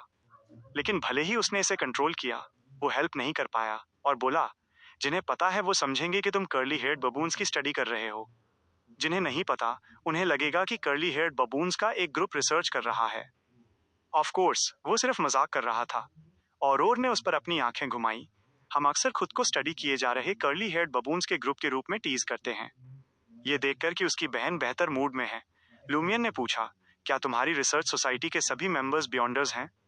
सभी नहीं, ऑरोर ने ब्रीफली जवाब दिया। लेकिन कुछ गैदरिंग्स ऑर्डिनरी लोग अटेंड नहीं कर सकते। उसने ये नहीं बताया कि वो पार्टिसिपेट क्यों नहीं कर सकते। प्रेसिडेंट कौन है? कितने वाइस प्रेसिडेंट्स हैं? लूमियन ने पूछा। क्या तुम सेंसस कर रहे हो? ऑरोर ने पलट कर कहा। हाँ? लूमियन कंफ्यूज था और उसे रियलाइज हुआ कि ऑरोर को उसका curly haired baboons research society के बारे में बहुत ज्यादा सवाल पूछना पसंद नहीं आया। ऑरोर ने मुंह फुलाया और सांस छोड़ी। प्रेसिडेंट का कोड नेम गैंडल्फ है। टोटल 5 वाइस प्रेसिडेंट्स हैं। ठीक है, मैं हेला के मैसेंजर को समन करने वाली हूँ। लूमियन पजल्ड था और पूछा, ऑरोर, ग्रैंडेस ओवर, क्या तुमने ये नहीं कहा था कि तुम सिर्फ कोड नेम हेला जानती हो और उसका एग्जैक्ट नाम नहीं जानती? तुम उसके मैसेंजर को कैसे समन करने वाली हो? उसे याद आया कि उसकी बहन ने भी मेंशन किया था कि समनिंग इनकेंटेशन के लास्ट सेंटेंस को वो मैसेंजर जो फला फला को बिलोंग करता है में चेंज करके वो टारगेट क्रिएचर को बहुत एक्यूरेटली पिन पॉइंट कर सकती है। हालांकि वो नहीं जानती थी कि फला फला कौन था। एक्सीलेंट, ऑरोर ने उसकी तारीफ की और कहा, प्रॉब्लम डिस्कवर कर पाना एक एक्सीलेंट लर्निंग क्वालिटी है। चलो इसे ऐसे रखते हैं। इससे फर्क नहीं पड़ता कि तुम स्पिरिट वर्ल्ड क्रिएचर के साथ कॉन्ट्रैक्ट साइन करते वक्त कौन सा नाम यूज करते हो। कॉन्ट्रैक्ट ऑटोमेटिकली तुमसे थोड़ा सा ट्रू ऑरा एक्सट्रैक्ट करेगा जिससे दोनों पार्टीज रिलेटेड हो सकें। हालांकि याद रखना, फ्यूचर में तुम सिर्फ वही नाम यूज कर सकते हो जो कॉन्ट्रैक्ट साइन करते वक्त लिखा गया था। इसे अपने रियल नाम में चेंज करना इनफेक्टिव होगा। लूमियन ने सीरियसली पॉन्डर किया और कहा, समझ गया कि ऑरा और कनेक्शन है। कॉन्ट्रैक्ट साइन करते वक्त नाम सिर्फ सब्सिक्वेंट समनिंग के लिए यूज किए जाने वाले इनकेंटेशन के इक्विवेलेंट है। इससे फर्क नहीं पड़ता कि तुम क्या लिखते हो। हाँ, ऑरोर ने सर हिलाया। लूमियन अचानक हंसा। क्या ऐसी सिचुएशन होती है? चलो, मैं हाइपोथेटिकली कहता हूँ, ग्रैंडेसोअर, तुमने एक एग्जैक्ट इनकेंटेशन ऑब्टेन किया और एक मैसेंजर समन किया। तुमने औरोर ली के नाम से उसके साथ कॉन्ट्रैक्ट साइन किया। उसके बाद तुमने मुझे वो इनकेंटेशन सिखाया क्योंकि तुम अपने छोटे भाई से प्यार करती हो जो कि मैं हूँ। जहाँ तक मेरी बात है, मैंने सक्सेसफुली एक और मैसेंजर समन किया। हालांकि कॉन्ट्रैक्ट साइन करते वक्त मैंने बस मजे के लिए औरोर ली का नाम यूज किया। तो सवाल ये है, वो मैसेंजर जो औरोर ली को बिलोंग करता है के डिस्क्रिप्शन के साथ कौन सा समन होगा? औरोर का चेहरा गुस्से से लाल हो गया। मेरे पास कोई मैसेंजर नहीं है, मुझे कैसे पता होगा? उसने सांस छोड़ी और खुद को काम काम किया। ये एक्चुअली सेम नाम होने की वजह से हुआ कंफ्यूजन है। ऑर्डिनरी कॉन्ट्रैक्टेड क्रिएचर्स के कंपैरिजन में जो सिर्फ खुद से समन किए जा सकते हैं, मैसेंजर्स के लिए ऐसी प्रॉब्लम्स होना वाकई आसान है जो दूसरों द्वारा समन किए जा सकते हैं। हालांकि क्योंकि मेरे पास मैसेंजर नहीं है, मुझे पक्का नहीं पता कि ऐसी गलतियों को अवॉइड करने के लिए कोई स्पेशल मैकेनिज्म है या नहीं। मैं एक एनालिसिस अटेम्प्ट करने के लिए सिर्फ अपनी नॉलेज यूज कर सकती हूँ। फर्स्ट, बहुत कम लोगों के पास मैसेंजर होता है। सेम नाम होने की प्रोबेबिलिटी इतनी कम है कि ये ऑलमोस्ट नेग्लिजिबल है। सेकंड, अगर नामों में ओवरलैप है तो तुम समनिंग रिचुअल में मैसेंजर के ओनर के ऑर्डर वाला आइटम प्लेस कर सकते हो और उसे उन पर एक्यूरेटली लॉक करने के लिए यूज कर सकते हो। थर्ड, अगर तुम सच में सेम नाम होने से डरते हो तो कॉन्ट्रैक्ट साइन करते वक्त अपना नाम लंबा कर सकते हो। एग्जाम्पल के लिए, लूमियन टॉरेस एरी लानोस आर्थर गेरमन स्पैरोली। इस तरह तुम्हारे पास शायद सेम नाम नहीं होगा, लेकिन इसकी बहुत पॉसिबिलिटी है कि कॉन्ट्रैक्ट साइन करने के बाद मैं ये नाम भूल जाऊंगा। इसे याद रखना बहुत डिफिकल्ट है, लूमियन बड़बड़ाया। साथ ही तुमने पायरेट हंटर और ग्रेट एडवेंचरर का नाम क्यों ऐड किया? क्योंकि मुझे ये पसंद है। मैडम फोर्स वॉल की एडवेंचरस सीरीज एक क्लासिक है, और ने कॉन्फिडेंटली कहा। वो पल्टी और ऑल्टर को टाइडी किया, ऑफिशियली समनिंग रिचुअल होल्ड करने के लिए प्रिपेयर करते हुए। उस मोमेंट पर लूमियन को कुछ सूझा और वो चिल्लाया, 1 मिनट रुको। क्या हुआ? और ने पीछे मुड़कर देखा। वो कंफ्यूज लग रही थी। लूमियन ने सीरियसली पूछा, क्या मैसेंजर एक आउटसाइडर काउंट होता है? और पहले कंफ्यूज थी, लेकिन जल्दी ही प्रॉब्लम समझ गई। उसने डिलिब्रेट किया और पूछा, तुम्हारा मतलब है कि एक आउटसाइडर के तौर पर मैसेंजर कोडू आने के बाद साइकिल में फंस जाएगा और लीव नहीं कर पाएगा? लूमियन के रिप्लाई का वेट किए बिना और एक नई थ्योरी के साथ आई। नहीं, सिचुएशन और भी खराब होगी। ये एक कॉन्ट्रैक्टेड क्रिएचर है। लेटर रिसीव करने के बाद ये इमीडिएटली हेला के पास जाएगा। ये कोडू छोड़ने के इक्विवेलेंट है। वो रिस्टार्ट कॉज करेगा। उसके बाद ये इंस्टिंक्टिवली बार बार लीव करने का अटेम्प्ट करेगा, जबकि हम बार बार रिस्टार्ट करेंगे। हमारे पास लूप की इन्वेस्टिगेट करने का टाइम नहीं होगा। लूमियन उस सीन को इमेजिन किए बिना नहीं रह सका जो उसकी बहन ने डिस्क्राइब किया था। जैसे ही उसने अपने फैमिलियर बेडरूम को देखने के लिए आंखें खोली, वो फिर से अपने फैमिलियर बेडरूम को देखने के लिए आंखें खोलेगा। फैमिलियर बेडरूम को देखने के लिए फिर से अपनी आंखें खोलने के लिए वो अनगिनत बार ये एक्शन रिपीट करेगा, और इसका रूट कॉज ये था कि एक सर्टेन मैसेंजर घर जाने की जल्दी में था। और ने अपना हाथ अपने माथे को कवर करने के लिए उठाया। मैं इमेजिन भी नहीं कर सकती कि तब किस तरह के चेंजेस होंगे। आह भरने के बाद उसने सीरियसली एनालाइज किया। करंट सिचुएशन से, कोडू और सराउंडिंग एरिया से लिविंग थिंग्स का डिपार्चर लूप को रिस्टार्ट करने का कॉज बनेगा, और इनएनिमेट ऑब्जेक्ट्स रेस्ट्रिक्शंस ट्रिगर नहीं करेंगे। टेलीग्राम और जो लेटर भेजे गए थे वो प्रूफ हैं। अगर ऐसा है तो स्पिरिट्स डेफिनेटली ऐसा नहीं करेंगी। ऐसा लग रहा है मैं मैसेंजर समन नहीं कर सकती। लूमियन को अचानक समझ आया कि लिव्र ब्यू अपनी वर्ड्स कट आउट होने की स्टेट क्यों मेंटेन कर पाया। टुकड़ों में जोड़े गए नोट्स ने कोडू छोड़ दिया था, जिससे वो अब अफेक्टेड नहीं रहा। क्योंकि वो वापस नहीं आ सका, वो नेचुरली अपनी ओरिजिनल स्टेट में वापस नहीं आ सका। उसने अपना स्पेक्यूलेशन अपनी बहन के साथ शेयर किया और पूछा, लिव्र ब्लू के साथ प्रॉब्लम सॉल्व हो गई है, लेकिन वो लेटर कैसे भेजा गया? डेफिनेटली इसे लूप के दौरान बाहर भेजने का कोई तरीका नहीं है। जिस मोमेंट मैसेंजर कोडू छोड़ेगा वो रिबूट कॉज करेगा, और अगर ये लूप से पहले है तो मुझे इसका कोई इंप्रेशन नहीं है। तुम्हारा क्या ख्याल है? मुझे भी नहीं। और ने मजाक में डांटने से पहले कुछ सेकंड्स के लिए सोचा, इडियट, तुमने मुझे ऑलमोस्ट भटका दिया था। लूप में लेटर भेजना आसान है। लूमियन ने अपनी स्मार्ट बहन को देखा और पूछा, हाँ? और ने एक्सप्लेन करने से पहले चकल किया। लेटर भेजने के लिए पोस्टमैन की जरूरत नहीं है, ना ही लेटर की, ना ही मैसेंजर हायर करने की जरूरत है। जब हम कोई एबनॉर्मेलिटी डिस्कवर करते हैं और उन लोगों को अलार्म नहीं करना चाहते जो प्रॉब्लमेटिक हो सकते हैं, तो बेस्ट चॉइस है एक वुडन बॉक्स ढूंढना और उसके अंदर डिस्ट्रेस लेटर प्लेस करना। इसे सील करने के बाद हम वुडन बॉक्स को गांव के बाहर नदी में फेंक देंगे और इसे नेचुरली डाउनस्ट्रीम फ्लो करने देंगे। जब दूसरे गांव और दरिएज के लोग भी इसे पिक करेंगे तो वो इसे ऑफिशियल्स को डिलीवर करने में हमारी हेल्प करेंगे। तुमने कहा था कि हमारी लास्ट साइकिल ने कंफर्म किया कि लूप में नदी का एक स्मॉल पोर्शन कंटेन होता है जिस तक पहुंचा जा सकता है। ये सही है, लूमियन ने अपने हथेलियों को एक साथ दबाते हुए एक्सक्लेम किया। उसने दूसरे सवाल के बारे में सोचा, क्या नदी में मछलियां रिबूट कॉज करेंगी? मुझे नहीं लगता, औरोर ने एक मोमेंट सोचने के बाद रिप्लाई किया। ये क्रिएचर्स जिनमें इंटेलिजेंस नहीं है वो इनविजिबल रेस्ट्रिक्शंस के लिए बहुत सेंसिटिव होते हैं, या बल्कि वो इनविजिबल इन्फ्लुएंसेस के लिए ज्यादा प्रोन होते हैं। बहुत हाई चांस है कि वो इंस्टिंक्टिवली उन जगहों से दूर रहेंगे जो रिबूट कॉज कर सकती हैं। तुम्हारे व्हाइट पेपर के बारे में क्या? इसके पास 12 घंटे बाद रियल वर्ल्ड छोड़ने के अलावा कोई चॉइस नहीं है। लूमियन को लगा कि ये भी साइकिल को रिस्टार्ट करेगा। औरोर ने चारों ओर देखा और थॉटफुली कहा, मैं सस्पेक्ट करती हूँ कि लूप में न सिर्फ कोडू और सराउंडिंग माउंटेनस एरियाज शामिल हैं, बल्कि स्पिरिट वर्ल्ड में यहाँ कोरिस्पॉन्ड करने वाला एरिया भी शामिल है। तुम्हें शायद नहीं पता कि स्पिरिट वर्ल्ड और रियलिटी के बीच एक्चुअली ज्यादा नेचुरल इंट्रैक्शंस हैं। अगर तुम कोरिस्पॉन्डिंग स्पिरिट वर्ल्ड को इंक्लूड नहीं करते तो ये हर अभी और तब every now and then restart हो सकता है, लेकिन करंट सिचुएशन क्लियरली डिफरेंट है। मेरे कॉन्ट्रैक्टेड क्रिएचर के तौर पर व्हाइट पेपर का कोडू के साथ डायरेक्ट कनेक्शन है। जो स्पिरिट वर्ल्ड ये रोम करता है वो मोस्ट लाइकली इंक्लूडेड है।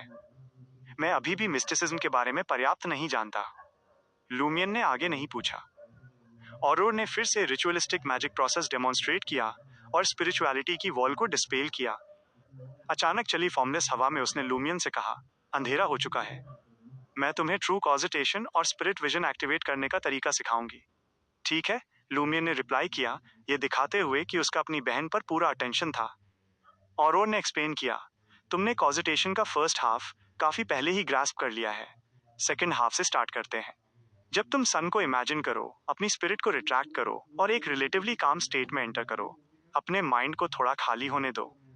किसी ऐसी चीज की आउटलाइन ड्रॉ करो जो रियलिटी में एग्जिस्ट नहीं करती सन को रिप्लेस करने के लिए। ड्रॉ करना और रिपीट करना जारी रखो जब तक कि तुम्हारी बॉडी और माइंड पीस ऑब्टेन ना कर लें। तुम्हारे थॉट्स को एक फीलिंग होगी कि वो फ्लोट कर रहे हैं। लूमियन को ठीक से समझ नहीं आया। कुछ ऐसा जो रियलिटी में एग्जिस्ट नहीं करता। औरोर ने पेन और पेपर निकाला और कुछ स्ट्रोक्स ड्रॉ किए। देखो, क्या रियलिटी में इसके जैसा कुछ है? पेपर पर कुछ बहुत एब्स्ट्रैक्ट था, जैसे एक बॉल जिसके चेहरे पर आंखें और एक क्रॉस था। क्या ये तब एग्जिस्ट नहीं करता जब तुम इसे ड्रॉ कर लेती हो? ये ड्राइंग रियलिटी में है।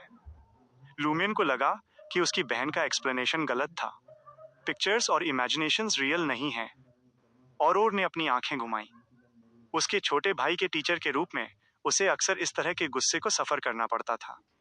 लूमियन ने उसके कमेंट को रूखेपन से एक्नॉलेज किया।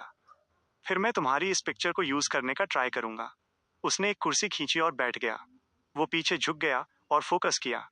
क्रिम्सन सन ने उसके माइंड में जल्दी ही खुद को आउटलाइन किया, धीरे धीरे उसे काम काम करते हुए। थोड़ी देर बाद, क्योंकि वो रियलिटी में था, उसे वो टेरिफाइंग और मिस्टीरियस आवाज नहीं सुनाई दी। वो उस पैटर्न को कामली यूज कर सका जो उसकी बहन ने कॉजिटेशन में सन को रिप्लेस करने के लिए कैजुअली ड्रॉ किया था। Ball with eyes and a cross जल्दी ही लूमियन के माइंड में अपीयर हुआ। जैसे जैसे लूमियन ने इसे बार बार आउटलाइन किया, उसकी बॉडी और हार्ट और ज्यादा पीसफुल हो गए और उसके थॉट्स धीरे धीरे इथीरियल फील करने लगे। उसने देखा कि उसके चारों तरफ एक हल्की ग्रे फॉग थी। वहां बहुत सारी इनडिस्क्राइबल नॉन एग्जिस्टेंट चीजें और डेंस कलर्ड ब्लॉक्स एक साथ मिक्स्ड थे। और आसमान में हाई, शायद डेप्थ्स में बहुत गहरे, एक क्लियर लाइट थी। कोई जल्दी नहीं है। फर्स्ट ट्राई पर एक हंटर के कॉजिटेशन में सक्सीड होने की प्रोबेबिलिटी बहुत कम है। औरोर ने अपने भाई को कंसोल किया। जैसे ही लूमियन अपनी बहन को रिपोर्ट करने वाला था कि उसने सक्सेसफुली कॉजिटेशन स्टेट में एंटर कर लिया है, उसे अचानक फील हुआ कि ग्रे फॉग की गहराइयों और एक इन्फिनिट हाइट से कोई उसे देख रहा है। ये एक इल्यूजन लग रहा था, लेकिन इसने उसे ठंडे पसीने में ला दिया।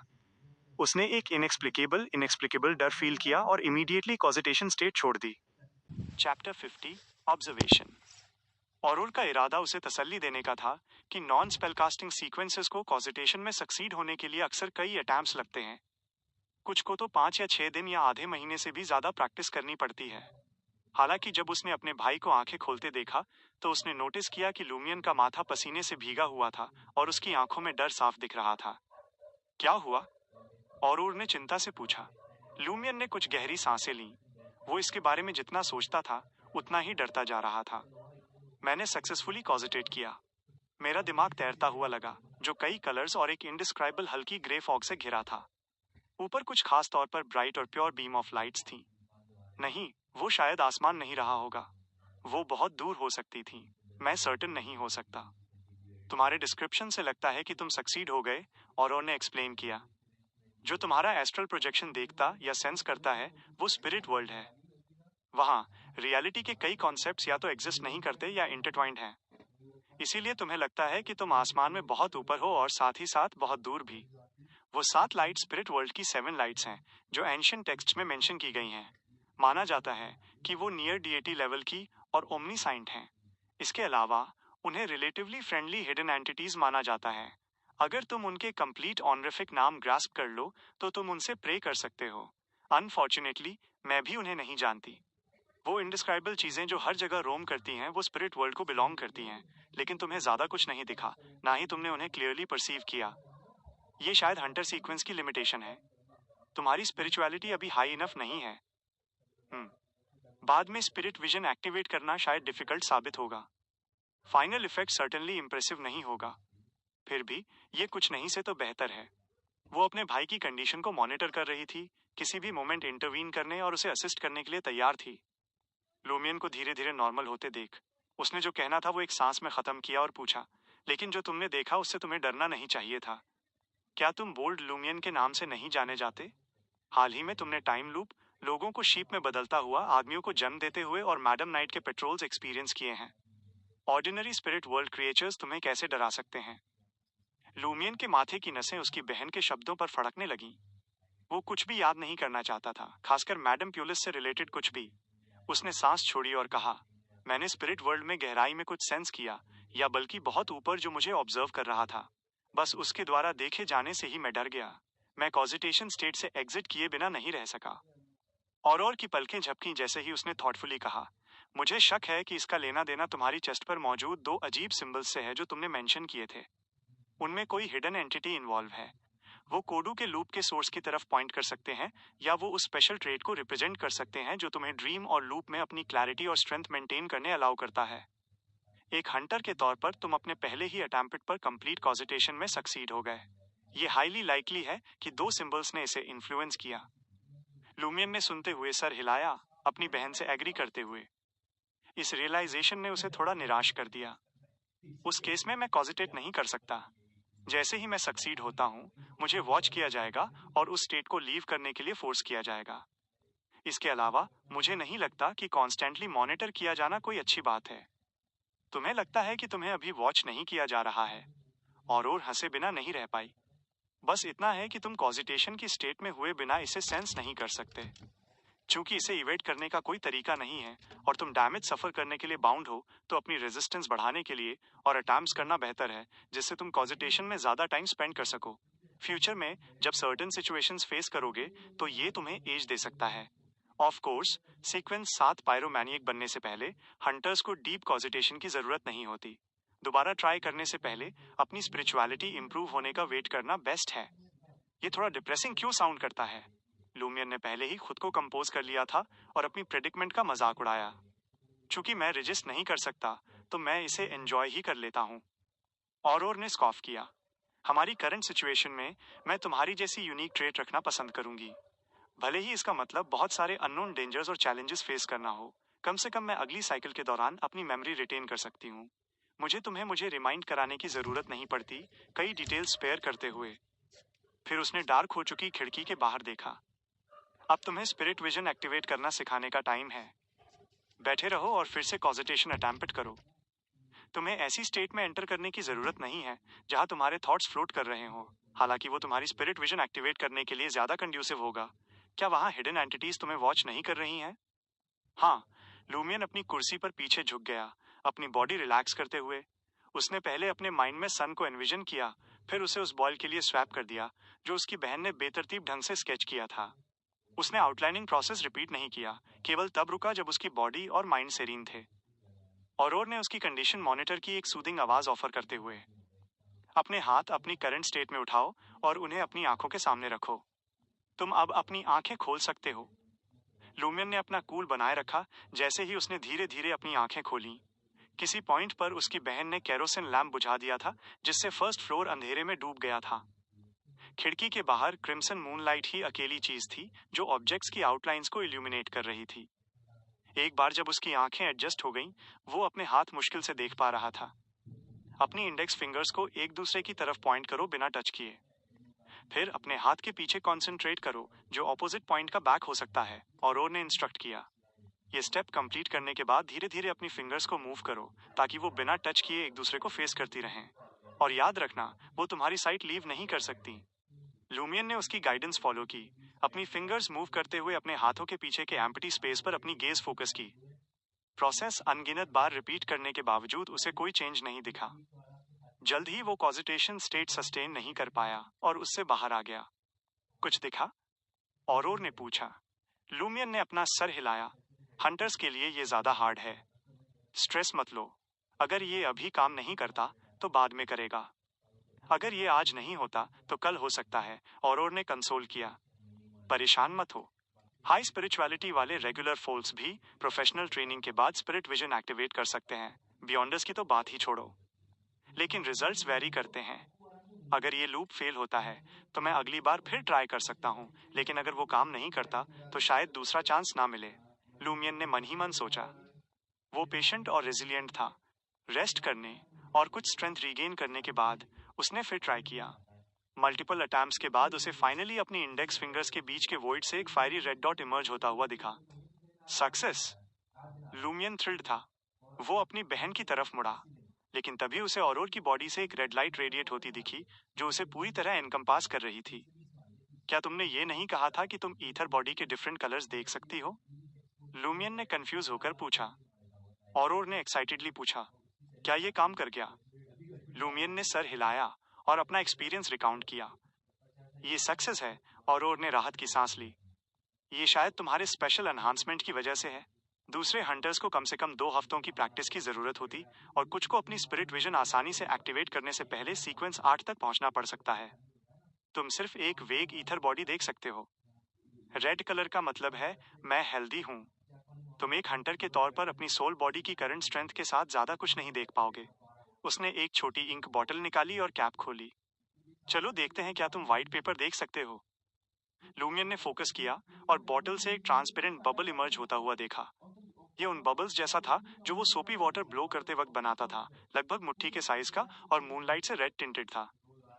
वो मुश्किल से इसका ट्रैक रख पा रहा था और डर रहा था कि अगर उसने पलक झपकाई तो वो इसे खो देगा। बबल औरोर की हथेली की तरफ फ्लोट हुआ, जिसे उसने अपने अंगूठे से स्क्रैच किया, जिससे वो कॉन्ट्रैक्ट और एक्सपैंड होने लगा। लूमियन ने खुद को कंपोज किया और अपनी बहन को रिपोर्ट किया जो उसने देखा। ये धुंधला है, औरोर ने अपना सर हिलाया। एक हंटर की स्पिरिट विजन लिमिटेड होती है। तुम केवल बेसिक ईथर बॉडी कॉन्सेप्ट्स और व्हाइट पेपर जैसे क्रिएचर्स परसीव कर सकते हो। ज्यादातर चीजें इनविजिबल हैं। ये कुछ नहीं से तो बेहतर है, लूमियन ने रिप्लाई किया जो उसकी बहन ने अभी कहा था उसके साथ। कभी भी स्ट्रॉन्गर स्पिरिट विजन एक्सपीरियंस ना करने की वजह से वो अपनी करंट सिचुएशन से काफी कॉन्टेंट था। औरोर ने लूमियन को इंस्ट्रक्ट किया कि वो अपनी स्पिरिट विजन को डीएक्टिवेट होने से रोकने के लिए कॉजिटेशन का यूज करे और सिंपल एक्टिवेशन और डीएक्टिवेशन ट्रिगर्स एस्टैब्लिश करे। लूमियन ने तब तक बार बार प्रैक्टिस की जब तक उसने मेथड मास्टर नहीं कर लिया, लेकिन वो एक्सप्रेस की में कभी सक्सीड नहीं हुआ जो औरोर ने मेंशन की थी। वो उस कॉन्सेप्ट को केवल वेगली समझ पाया। ब्रेक ले लो। हम डिप्टी पादरे को बाद में किसी भी एनोमलीज के लिए मॉनिटर करेंगे, औरोर ने एडवाइस दी, लूमियन का डिप्लीटेड स्पिरिचुअलिटी से पीला पड़ा चेहरा नोटिस करते हुए। उसने उसे रेस्ट करने के लिए अर्ज किया। वो सेकंड फ्लोर पे गए और स्टडी में लैम्प जलाया। लूमियन रिक्लाइनर पर ऊँघने लगा जबकि औरोर पढ़ रही थी, रात के गहरा होने का वेट करते हुए। लूमियन जल्दी ही रिक्लाइनर में सो गया जबकि औरोर कैजुअली अपनी बुक पढ़ रही थी, रात के और गहरा होने का वेट कर रही थी। लूमियन इवेंचुअली सो गया और ड्रीम वर्ल्ड को एक्सप्लोर करने के बजाय खुद को सोते रहने के लिए फोर्स किया। औरोर ने उसे थोड़ी देर बाद जगाया। हम अब डिप्टी पादरे को ऑब्जर्व कर सकते हैं। ठीक है, लूमियन बैठ गया और अपनी बहन की तरफ फेस किया। औरोर ने एक मिनिएचर इंक बॉटल खोली और अपने राइट हैंड से व्हाइट पेपर को स्ट्रोक किया। उसकी आंखें डार्क हो रही थीं। कॉन्ट्रैक्ट की हेल्प से उसने हर्मीज में रिसाइट किया, मेरा कॉन्ट्रैक्टेड क्रिएचर, मेरी आंखों की यूनिकनेस बियर करो। लूमियन अपनी स्पिरिट विजन के बिना कुछ भी समझ या देख नहीं सकता था। उसने पेशेंटली वेट किया। बस कुछ ही सेकंड्स में ऑरोर ने अपना हाथ वापस खींचा और बैठ गई। व्हाइट पेपर डिप्टी पादरे के घर के रास्ते पर है। लूमियन ने सीन को इंस्पेक्ट किया और नोटिस किया कि उसकी बहन की आंखें अंधेरे में हिलते हुए पेड़ों को रिफ्लेक्ट कर रही थीं, स्टडी या उसे नहीं। पेड़ तेजी से पीछे छूट रहे थे। ये वो है जो व्हाइट पेपर देखता है? लूमियन को रियलाइज हुआ। ऑरोर ने मरकरी से कोटेड एक मिरर निकाला और उस पर लाइट व्हाइट पाउडर छिड़का। पाउडर जल्दी ही लाइट के साथ ब्लूम हुआ, मिरर को एक एक्वियस लेयर के साथ कवर करते हुए। पानी में डिप्टी पादरे मिशेल गैरिक दिखाई दिया। व्हाइट पेपर टारगेट के रूम में पहुंच गया था और ग्लास विंडो के थ्रू झांका। मिशेल गैरिक गहरी नींद में सो रहा था। उसकी आंखें बंद थीं और सांसें स्थिर थीं। ऑरोर और लूमियन ने पेशेंटली वेट किया, व्हाइट पेपर के साथ सभी एंगल से ऑब्जर्व करते हुए। अचानक मिशेल ने अपना मुंह थोड़ा खोला और एक धुंधला ट्रांसपेरेंट फिगर इमर्ज हुआ। वो एक लिजर्ड जैसी चीज थी,